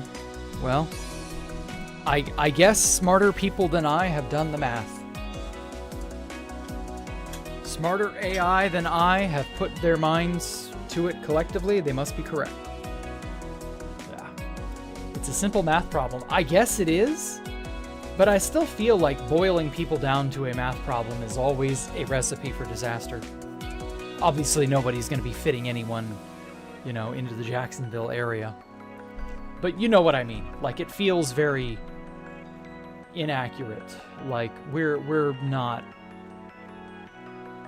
attempting to capture reality with that one.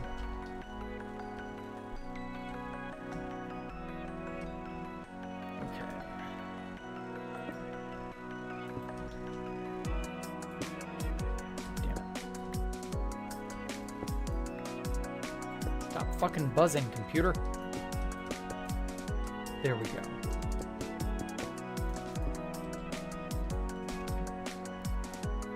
All right. So that's that wall. I can get over to this wall. And that's just the opposite side of this. So yeah, it's getting there. Maybe I should have... Or, well, no, that still wouldn't work. Even if it flows down. Like, I was trying to figure out, like, a water system. Because you know me, I love waterfalls. Creative waterfalls are always neat to look at. But, I don't know.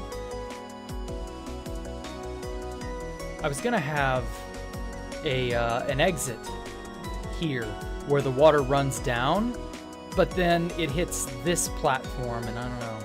I might instead have something of a sluice or a flume coming out of the side from this drain port here. We'll see. I could do that and then have it flow inside somewhere, and then have the water come out here and then dump into this lake.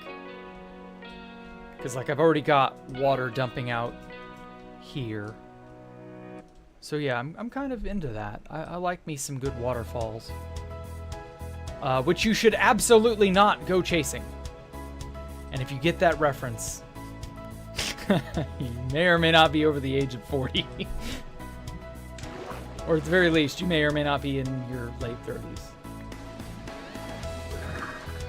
Remember, ladies and gentlemen, remember, just stick to the rivers and lakes that you're used to. Just always remember to stick to the rivers and lakes that you're used to. Jay Commer's got it. I have been keeping track of how many shulkers I've gone through. I've gone through getting very close to 3 double chests of shulkers. Don't go making phony calls. Don't go making phony calls. I never really got what that song was about as a kid. That fucking song played on the radio I don't know how many times as a kid, but it did. AIDS music. Ooh. Wow. You got it. But yeah, I never really understood what that was or what that meant as a kid. I tell you, it's one of those things there are so many things that I would see or hear later on as an adult that would just click with me, and I'd be like, oh my god, that's what this is about? Yeah. Fuck.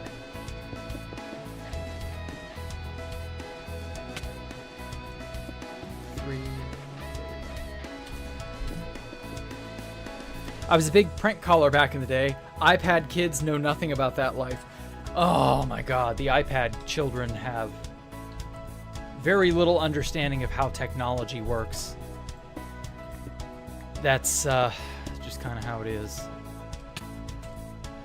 As it turns out, the Zoomers are more technologically inept in some cases than Boomers, which is hilarious in my opinion. Because the Boomers are responsible for so much of the technological infrastructure we enjoy today.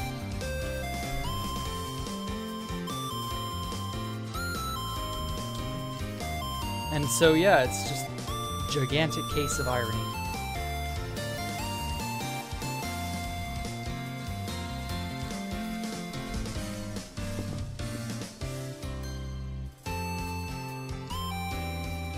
Prank calls still happen? I mean, I don't know. I don't hear nearly as much about them as I used to. There was this one podcast I would listen to called The Phone Losers of America. They were fucking scream. I loved those guys. They're still around, last I looked. I got curious about them to see if they were still around, and they were. This is like a year ago or something. And I don't know, it just doesn't have the same impact nowadays.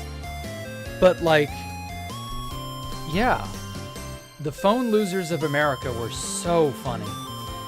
Something about how crazy it is to just pretend to call some apartment complex up, get their number, and then just pretend to be a tenant and say something to the effect of, hey, can I install an indoor water slide in my apartment?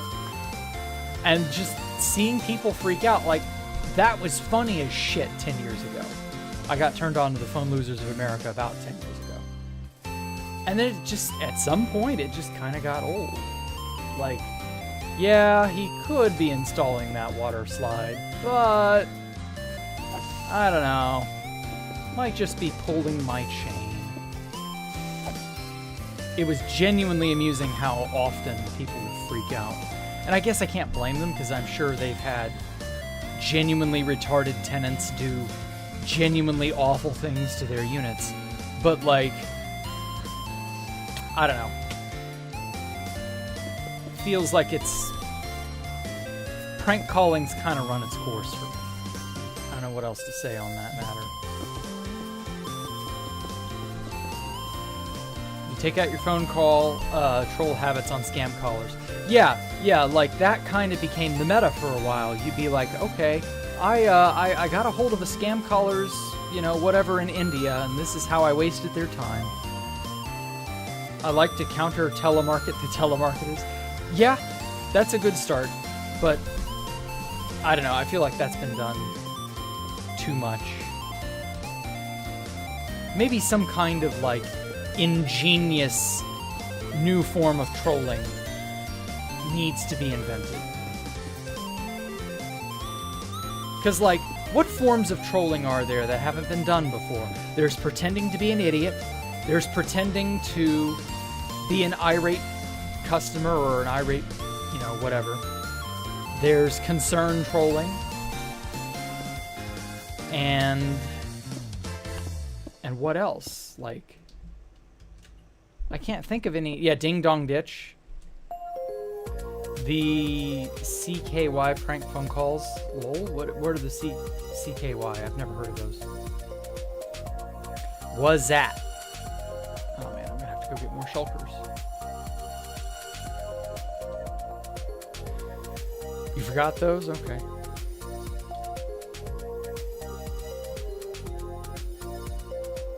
Kit Boga did it best, using an AI chatbot to talk to Indian scammers for hours on end.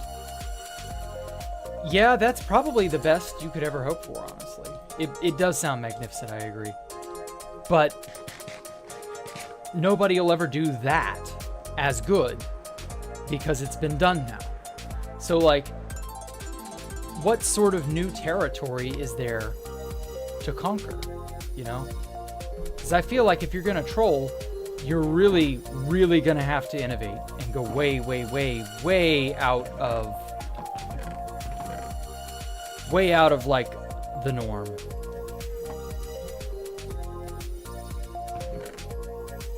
Like you're gonna have to go well above and beyond the Call of Duty.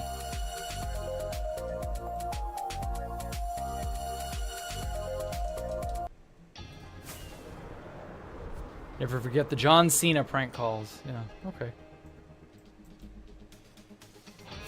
That dude does the same stuff. Hacks call centers, yeah. But, like, those people feel kind of like low-hanging fruit at this point. Oh, there's the rain right on time.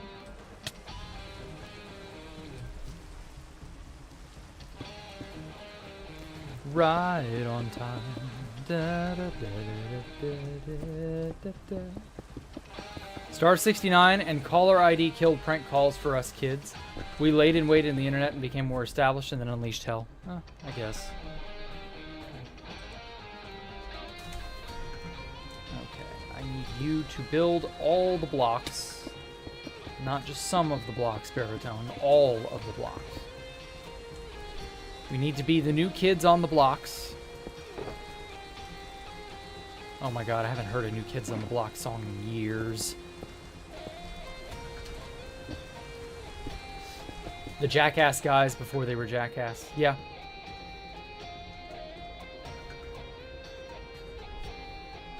Before commercialization and corporatization killed everything that you could do on the internet for fun.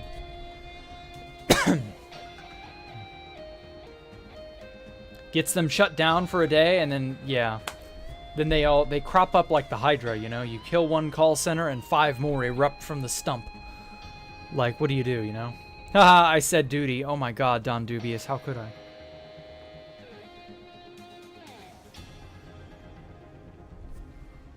Forgot about Star 69, yeah.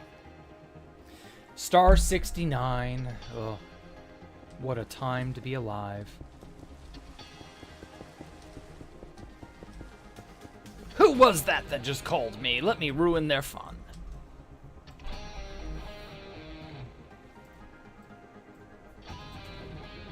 Police. Children are having fun at my expense through the telephone. Arrest them promptly. When did we become a nation of Karens? Because, like, that is peak Karen behavior, you know?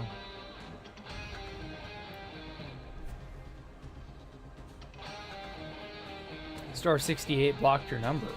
Really? I only recall Star 69 to dial back. I don't recall Star 68. Oh man, who's had a collect call from a jail cell before? Collect call, call collect. I remember all the fucking commercials about collect this, collect that. Looks like they could collect a severance package because there aren't any more payphones. Well, I take that back. There are a handful of payphones at, like, airports and stuff still. Yeah, they just moved to another building. Yeah, good point.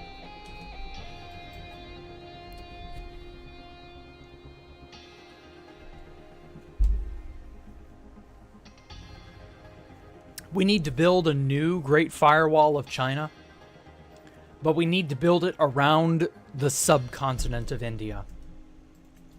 Make it to where they can't call outside the Great Firewall of India. The new Great Firewall of India. Make it to where they can only do things inside that area and nowhere else.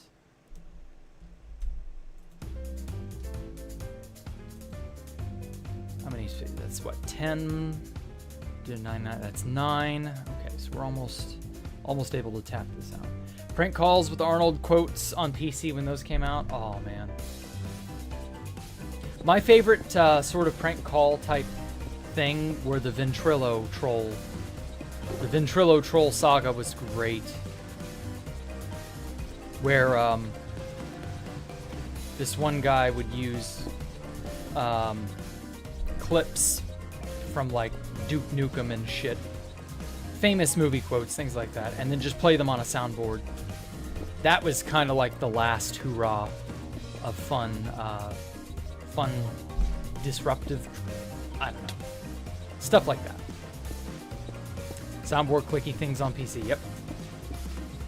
Do that, but with Russia. Stop all the trolls. I don't know that you could shut out Russia.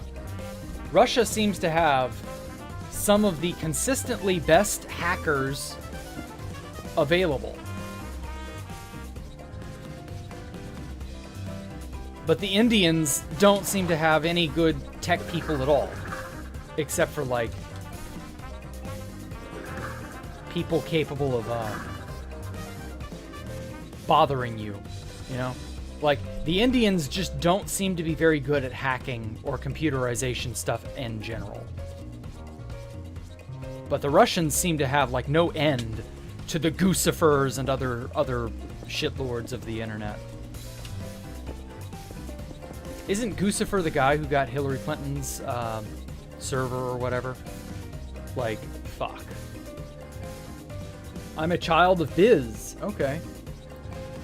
Flags or the Great Brown Firewall would save literal billions? Yeah. The only good Indian is Steve from our customer service. My favorite was when people were using trash Russian mics to blast out their ears of the receiver. Yeah. My brother recently got hacked by a Russian. Exactly. When's the last time you got hacked by an Indian? I'm just saying, But the Great Firewall of India would help keep them in, because it would. It would keep them in. I don't think a Great Firewall of Russia would keep them in. That's the problem. Like,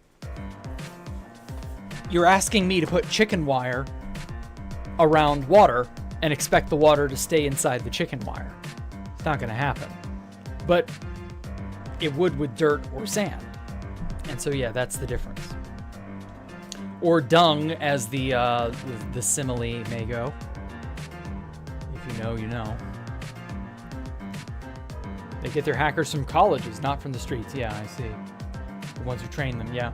I guess it's a matter of if they've been doing it a lot longer. Well, they've been around doing technological things since the internet became a thing.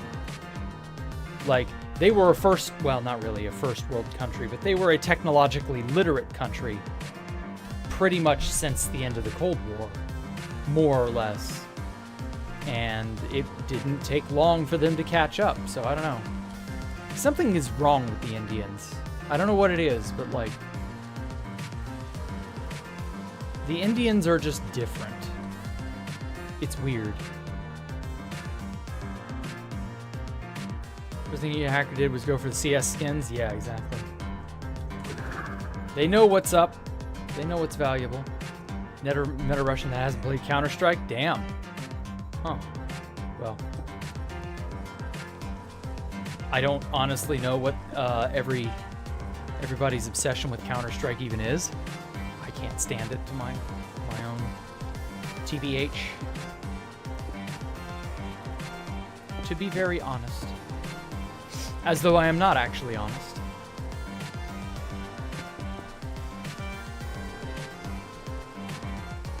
Media propaganda against the Indians last couple of years. Yes, we all played Counter-Strike.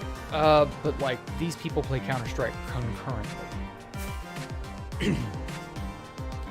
And honestly, the anti-Indian stuff seems to be coming from, like, it seems to be organic. I think. Hard to tell, but I think it's organic. The anti-Indian sentiment is, I think it's coming from a real place. I've seen a bunch of it.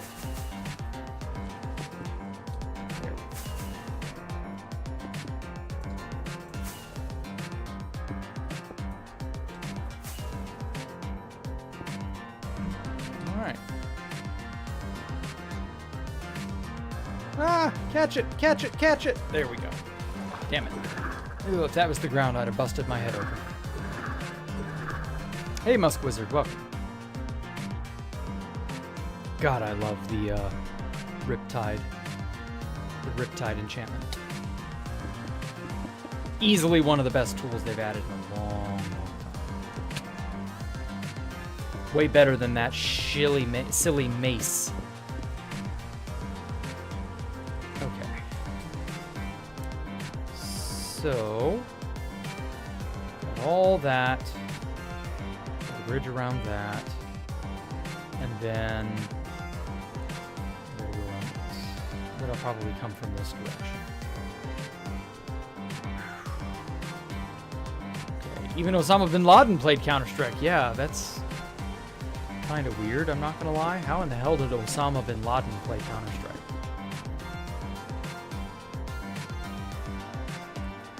I wonder if he liked playing as a counter-terrorist.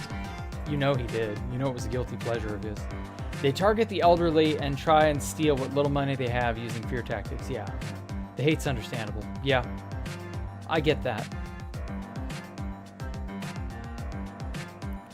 Hey, how's the stream? It's alright, creator. Welcome. Counter-Strike was basically a VR game for him. I guess? I mean, it was before VR for obvious reasons, but you know.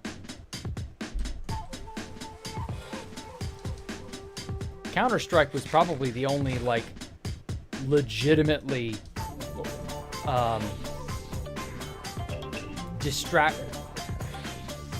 the only legitimate distraction in the man's life. Everything else was like Terrorism, terrorism, terrorism.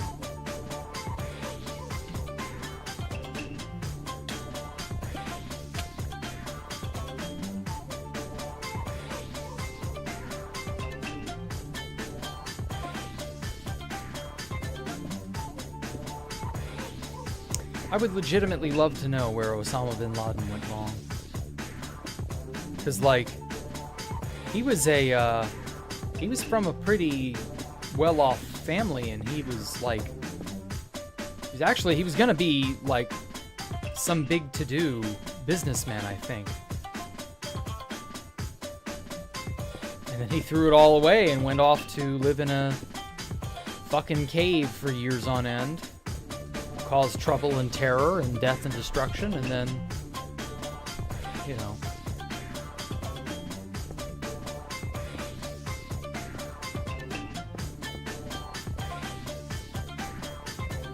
Jack, what advice would you give to somebody unethically growing truffles and training dogs in a cave to detect them? Nothing to do with you. The only advice I would give you is simply make sure that the truffles cannot be traced back to you in any meaningful way. Just be like, hey, here are some truffles. He had 5 wives and 30 kids, but still found time for terror and Counter-Strike, yeah. I'll admit, that takes a lot of energy to raise 30 kids and have 5 wives, and, you know. Can you imagine having that many wives? I could. That's nuts. Probably after he joined the CIA. I mean, I don't know. I've heard a lot of stories that they got to him in some way. It's hard to know. Most terrorists are of an engineering background. Really? I didn't actually know that. I mean, it makes sense because you got to know how to, like, blow people up and stuff, and that wouldn't be something without, you know, you wouldn't do that just because. You would need an education to make that work. So yeah, I get that. But man, that his wrist must really have hurt. Well, with all that terror it had to store in there. But tish.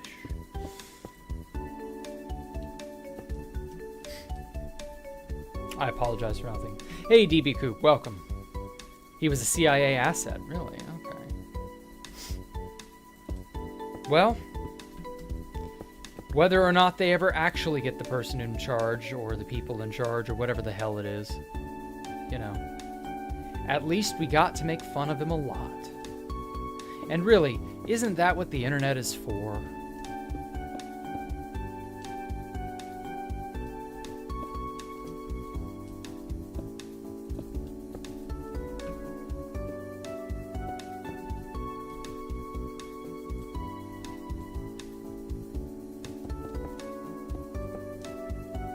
Okay.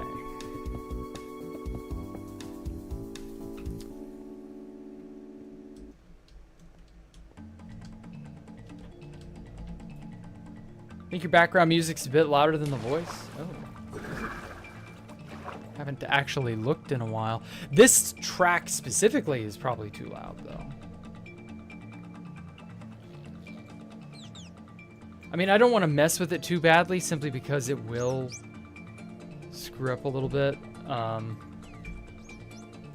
Yeah, I'm just not going to worry about it. It will improve when the track changes. Oh my god, fuck you, dolphin. The dolphins make me cry.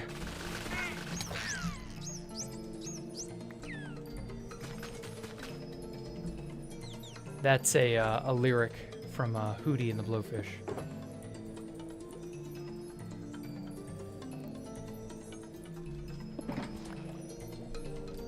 Osama bin Laden. Best part is, Osama's gamer tag could have been literally any permutation of his name, and it would not have gone, like, it would not have been noticed by anyone. It would not have been immediately picked up or understood or any of that. It would just immediately been the sort of thing you'd go, oh, okay.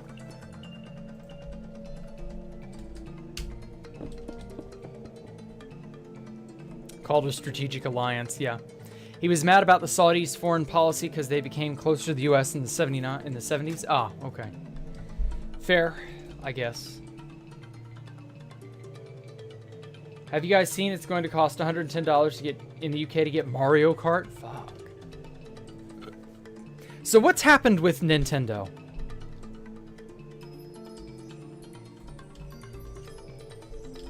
What did Nintendo recently do with the Switch 2 Direct? I haven't heard anything about it, and I haven't, like, watched any of it. You fell asleep at the start of stream. I'm sorry, Callum. What happened? Like, why is Nintendo bad all of a sudden? What were they?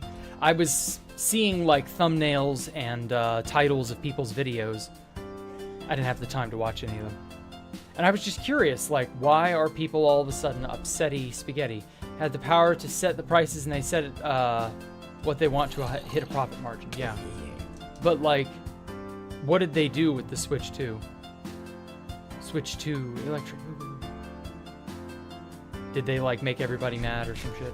They basically rushed out Switch 2 with new ports, so old stuff doesn't work, like the memory cards, and the price is so high, and it's like only 250 gigs. Jesus fucking Christ. How foolish. They made it so getting physical copies is like $20 more than the original game. What? Wow. Okay. Well, that was retarded. Did anyone tell them in their business, the lower end of their business group or whatever? Did anybody like raise an objection to that and go, hey, that's stupid. Physical games are still something people want. Fuck, where'd I put my food? I think I'm just gonna have to dip into the reservoir. That's where I put this in whatever. N93. Who is N93, by the way? N93's Golden Carrots? What the fuck is up with that?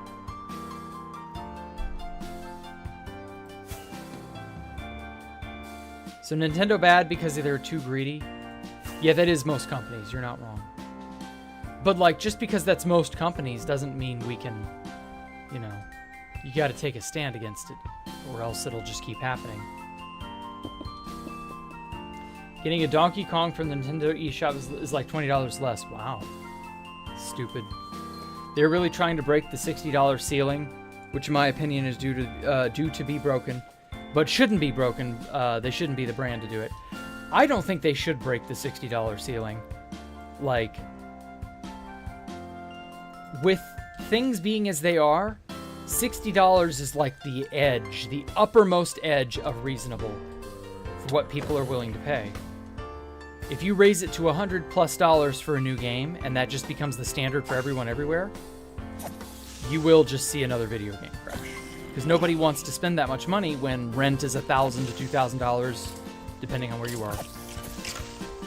When, you know, eggs are expensive, but maybe it's slowly coming down. I don't actually know. I haven't watched any of the egg stuff. But yeah, like, people are worried about other things that are not video games. You probably shouldn't pinch them for video games on top of their current worries. I don't know, we'll see.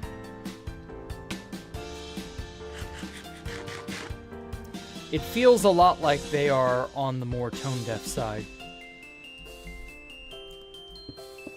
Physical copy you can return, trade, sell, or digital. Yeah, you can't. You're stuck with it if it's digital. That's the other unfortunate side of the coin. If you get a hold of a bad game and it's digital, you're just sort of shit out of luck. Remember, yeah, but apparently those prices are fixed, so there isn't a regional adjustment. Ah. Well, still. You're going to make people not want to buy from you.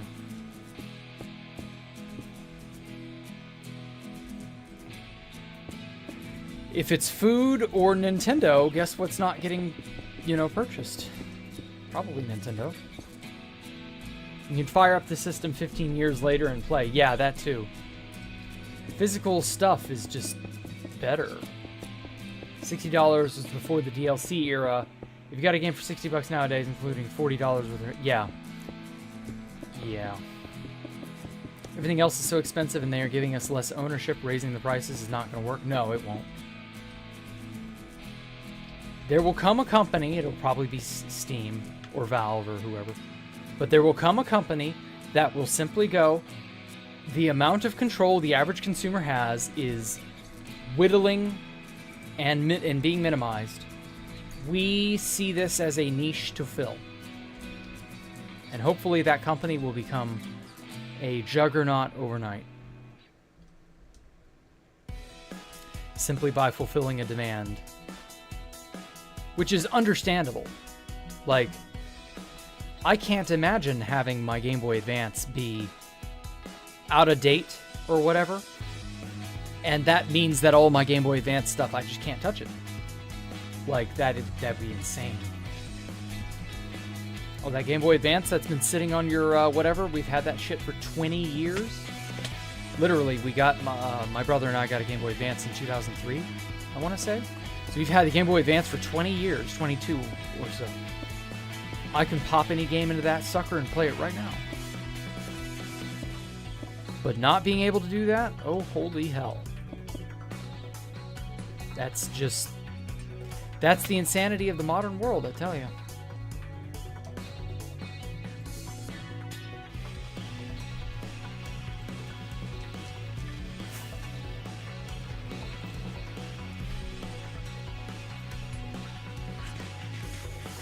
Very rarely buy a $60 game. Yeah, most games aren't worth that price tag. Gamers rise up. Yeah, I hope. But Nintendo is pretty reliable. Yes, I'm glad they're reliable. That is at least one of the few things they've still got going for them.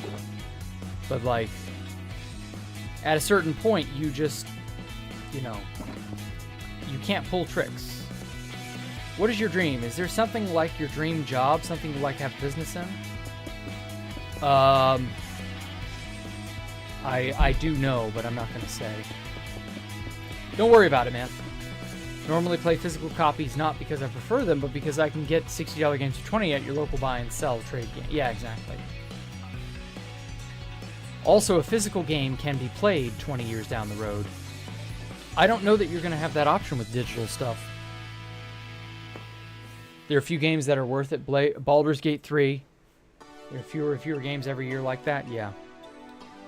250 gigs. Yeah, only 250 gigs is crazy. Why is it not a terabyte? Or at least 500 gigs, yeah. Truly, it baffles me. That's okay. Sorry if it was too personal. It really wasn't personal. It's more of a, that is a completely separate thing that I intend to go into. It has nothing to do with Minecraft. And it is unrelated to streaming, you know. I am working on it in the background at my own leisure. And yeah, one day I might plug it. I might not ever mention it. Who knows?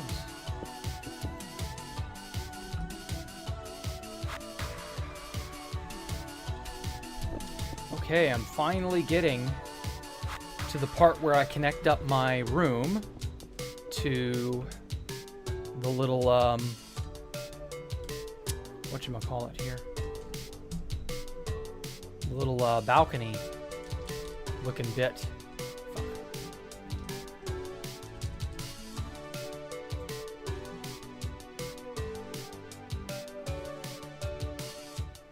Console gaming is basically dead. Yeah, I have a feeling that it is PC Master Race or bust going forward.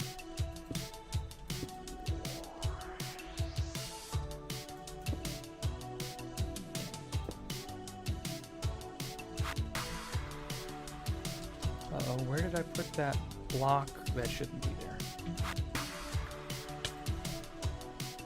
Okay. Shite. Fell through it. Oh well. God damn it. I wish there was a sticky sticky stance or sticky something or another, where it would like smart snap you to the edges of things automatically. Like maybe you could do that with baritone. I don't know. Jack, you would really enjoy PS4 Dreams. Okay. Jack wants to start a crypto rug pull scheme confirmed. No, nothing like that. AI games might take over and create your own. Yeah, possibly, yeah. Got a crash. Good night. Okay, take care, Stone Cold Killer. Yeah, it is kind of getting late, isn't it? Hopefully parents start buying PCs for their children. We can only hope.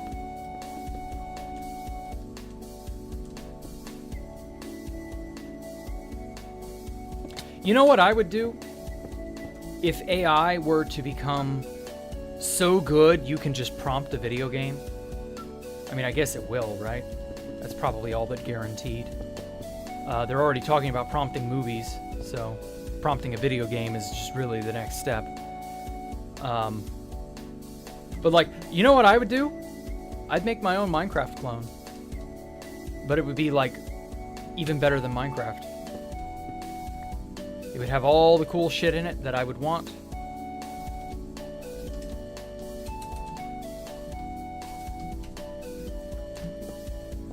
It would have sideways stairs, slabs, and walls. It would just be... It would be the shit. Obviously, you wouldn't be able to sell it. And I wouldn't have a multiplayer option or anything like that, but, you know.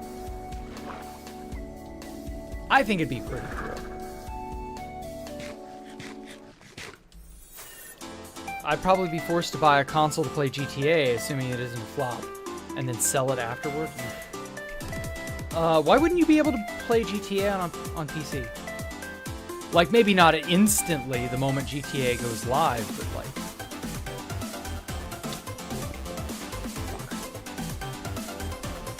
Move that up early. There we go. Imagine living in your own dream, willing anything you want into existence, entire worlds. I, for one, welcome our new AI overlord. Yeah. Don't hurt me, Rocco. Is that a Rocco's Modern Life reference? Or is that something else? Or not really, AI sucks at coding, but over time it'll get better. Yeah, probably. That is, I assume, the desire.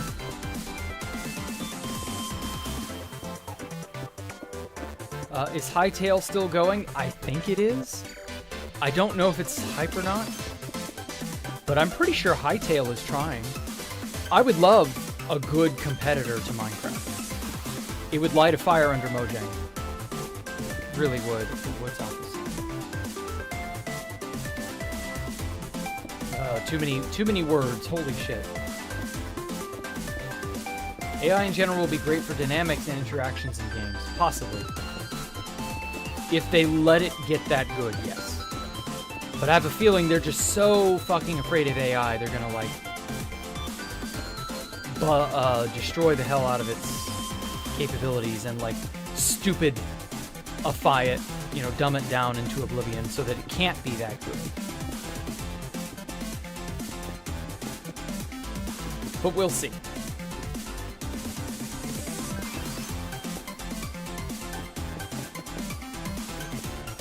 Probably going to be a year or two before GTA 6 comes to PC. I don't give a shit because I know GTA 6 will not be good. I know that it's going to be paused to hell and back. I know it's going to feel really, really poorly made. It's going to be janky and buggy. It's going to be Concord levels of money. And I guarantee you, it's going to carry the message like... It's going to just be an absolute message mouthpiece in any way that it can be. Like Dustborn.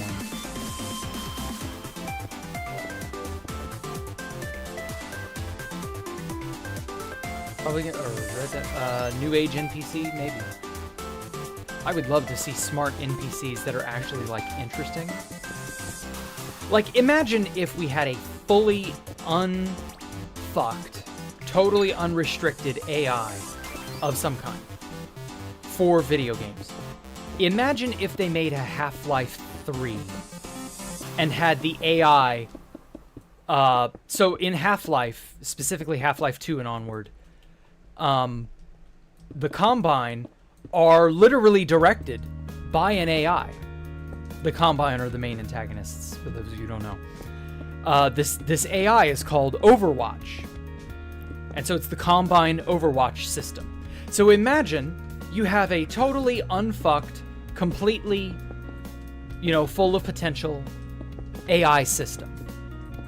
And the final boss of Half-Life 3 is the Combine Overwatch system.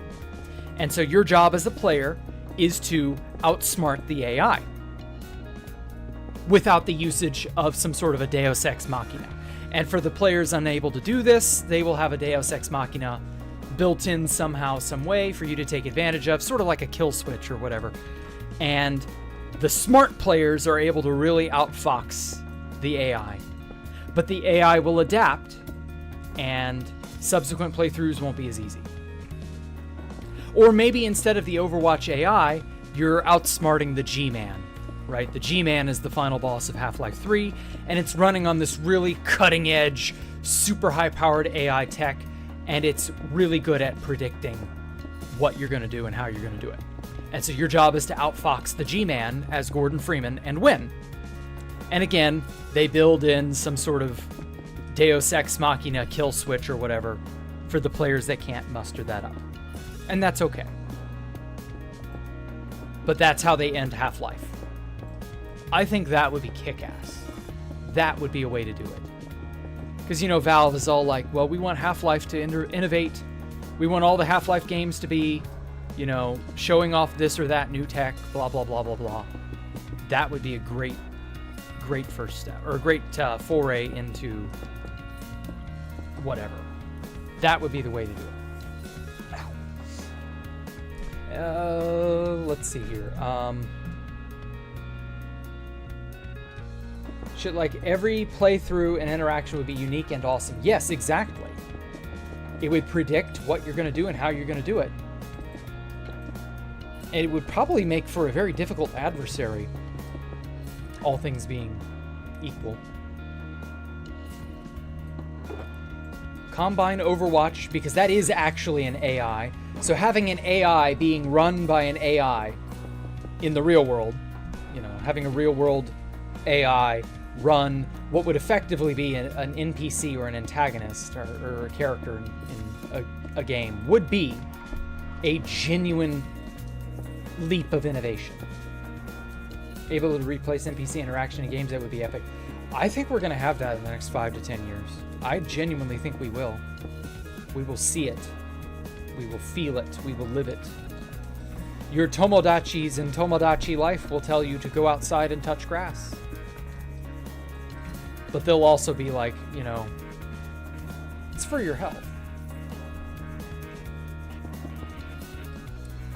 You recognize those chunks? No, you don't. Shut up, Wookie Crafts.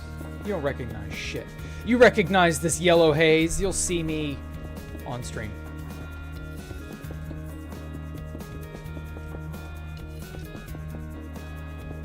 Where's Pop Bob? I don't know. I haven't kept up with Pop Bob in years. Couldn't tell you.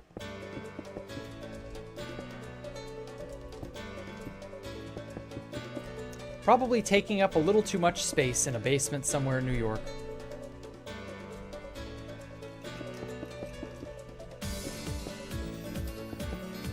Sat in front of a monitor, who knows? Watching that one guy who chugged tons and tons of he was like a malt liquor enthusiast. Really crazy person.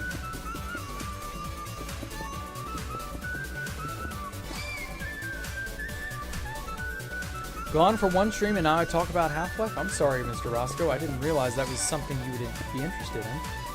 Should have gotten in here sooner, boy.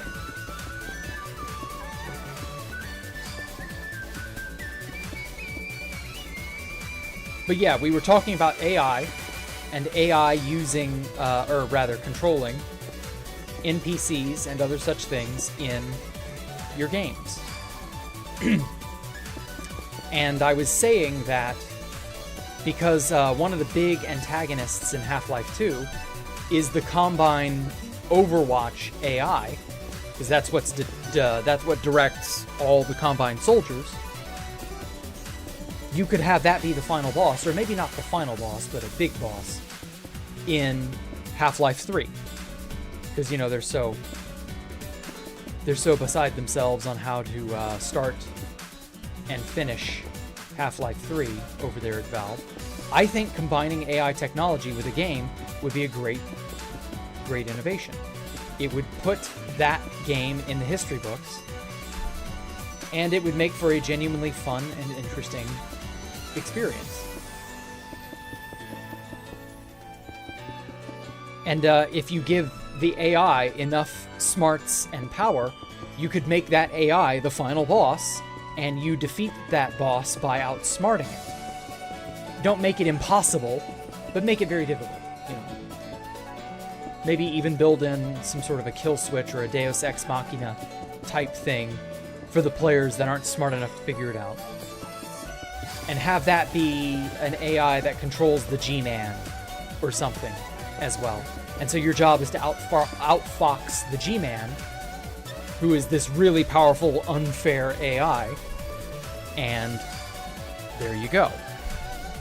And that's how you would conclude the Half-Life series. And we could finally stop asking and begging for a Half-Life 3, because it would be that. He's off connecting the bed chain. Damn, nobody will ever let that go, will they?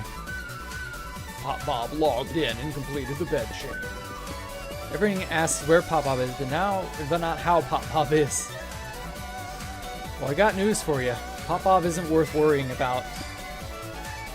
If you're concerning yourself over Pop Bob, priorities are a little whack.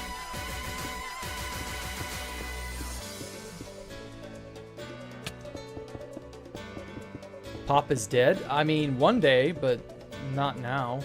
I don't think Pop Bob has passed away. Really don't think Pop Bob is dead. I'd be very shocked if Pop Bob had actually died. Pop Bob is like 3 years younger than me. Like early 30s. Somebody dying that young, that's not good. Not that you can't die that young, just, not good. There's already a Minecraft mod that turns AI into a god in your Minecraft world and disapproves of what you did and destroy your base and stuff? Holy shit, that's crazy. I kind of want to play that now. I think NVIDIA showcased an MMO using their AI to power their bosses. They would learn your patterns and such, so you'd have to use different approaches every time. Cool. See, that's a great use for AI. Solve the problems of folding proteins. Oh, and also make for a really cool end-game boss for whatever the hell. Path of Exile 4. Path of Exile 5, whatever the game is that comes out at that point. He is brain dead, not dead. Well, I hate to tell you this. Being brain dead is the exact same thing as just being plain old dead. Because you are your brain. And if your brain is dead, you are dead. Your heart being dead is actually not death, because you can get a new heart. You can have your heart be forcibly beat through machines. And so on and so forth. Like, artificial hearts exist. But if your brain is dead, there is nothing that can be done about that. That is true death. That mod is pretty underwhelming. Oh. Follow the trap of every horror mod of just being a loud thing that goes toward you and insta-kills you. Oh. Well, hey. Nothing a little polishing can't fix. God damn it.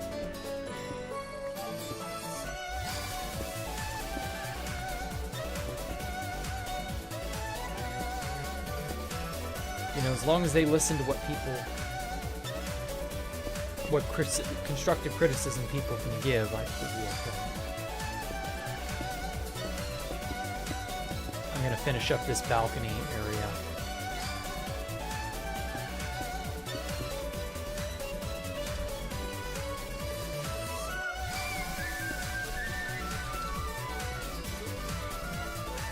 English, por favor, do you speak it? What? Do they speak English in what? Somebody said that in chat. I mean, he is retarded, not literally brain dead. Oh. That's different. What the fuck is that? I heard something bump against my wall.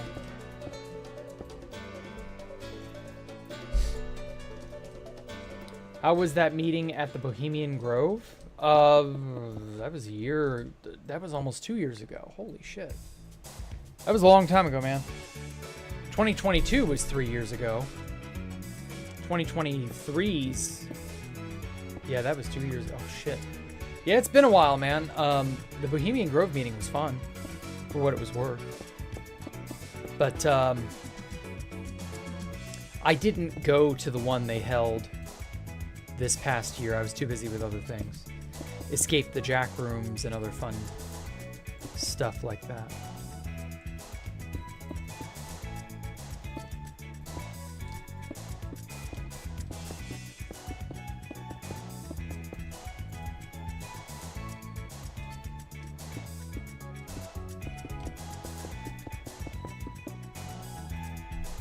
I heard Pop is a crypto millionaire. Really?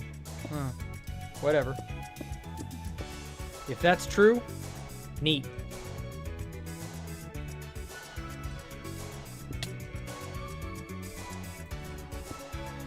If it's true, I hope he paid his taxes on it.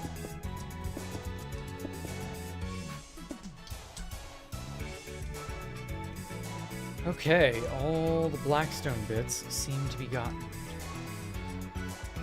Now I just need to do the polished blackstone as well as the stairs. And then this upper balcony area, and then put all the beacons, and then we'll be done. And this installation will be finished. Oh no, Jack, I live in his walls. No, it was a giant mosquito, actually. It flew out from a spot where my air conditioning unit sits. I think it wiggled through the little partition I've got set up there. I also heard he didn't pay his taxes on it. Ah, that's unfortunate. You should turn him into the IRS. They give rewards for such things. They incentivize you to tattle on your nearest friends, neighbors, and family in case they aren't paying their taxes.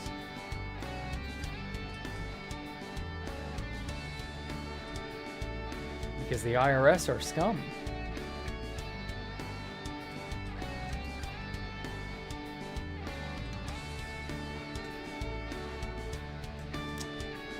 Okay.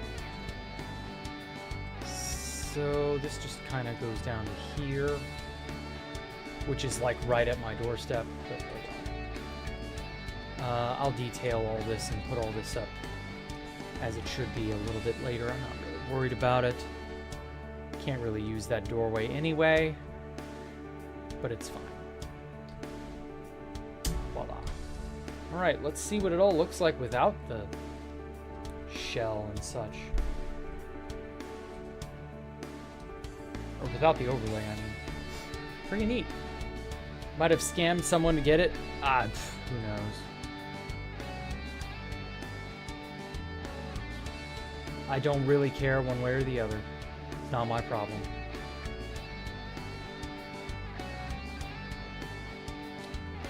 We don't know Pop-Pop's real name? No, we kind of do, actually.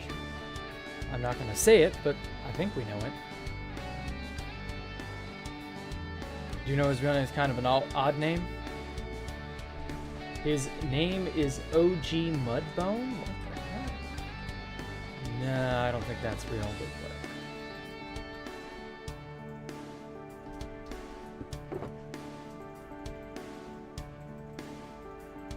What do you mean by Mudbone?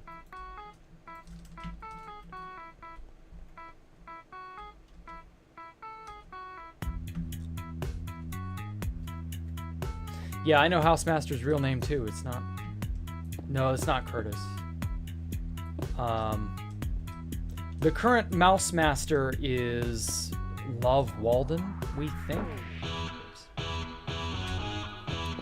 But we also know that like several people have been Housemasters, so.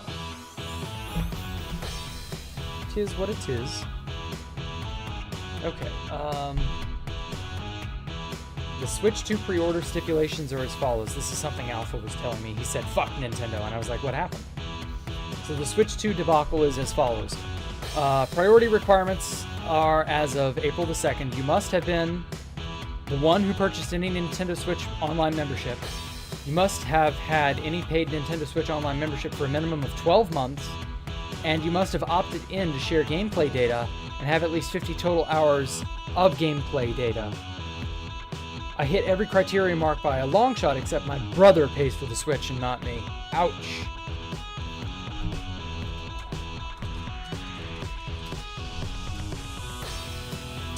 Very unfortunate. Look him up, it says OG Mudbone, infamous 2v2 player Pop Bob. Yeah, okay. Is this like a recent change? Or is this an old identity Pop Bob had? Or what? Because I've never heard of OG Mudbone. I've known of Pop Bob for literally a decade plus. Never heard of OG Mudbone once. I've heard of Helmu, and that apparently Pop Bob was involved with Helmu a long time ago. But that Helmu is a very old, obviously long defunct multi-user dungeon. Oh god damn you, you stupid piece of shit. Stop mining the blocks you just placed.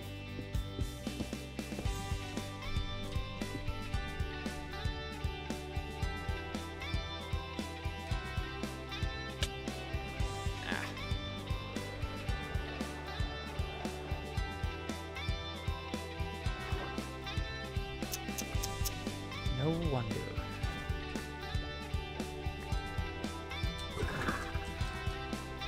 Well, apart from the immediately annoying bits,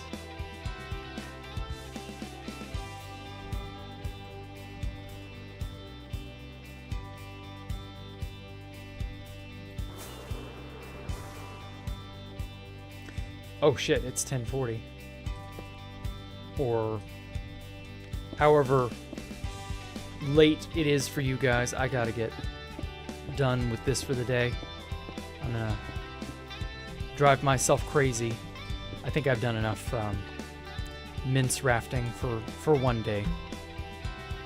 Still got a large swath of stuff to fill in, but it is what it is. So yeah, thank you guys so much for coming out, giving me a moment of your time. I do appreciate it.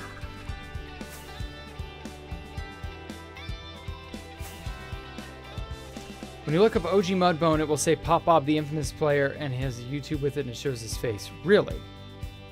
Okay, well, I'll have to look into that then. If that is legitimate.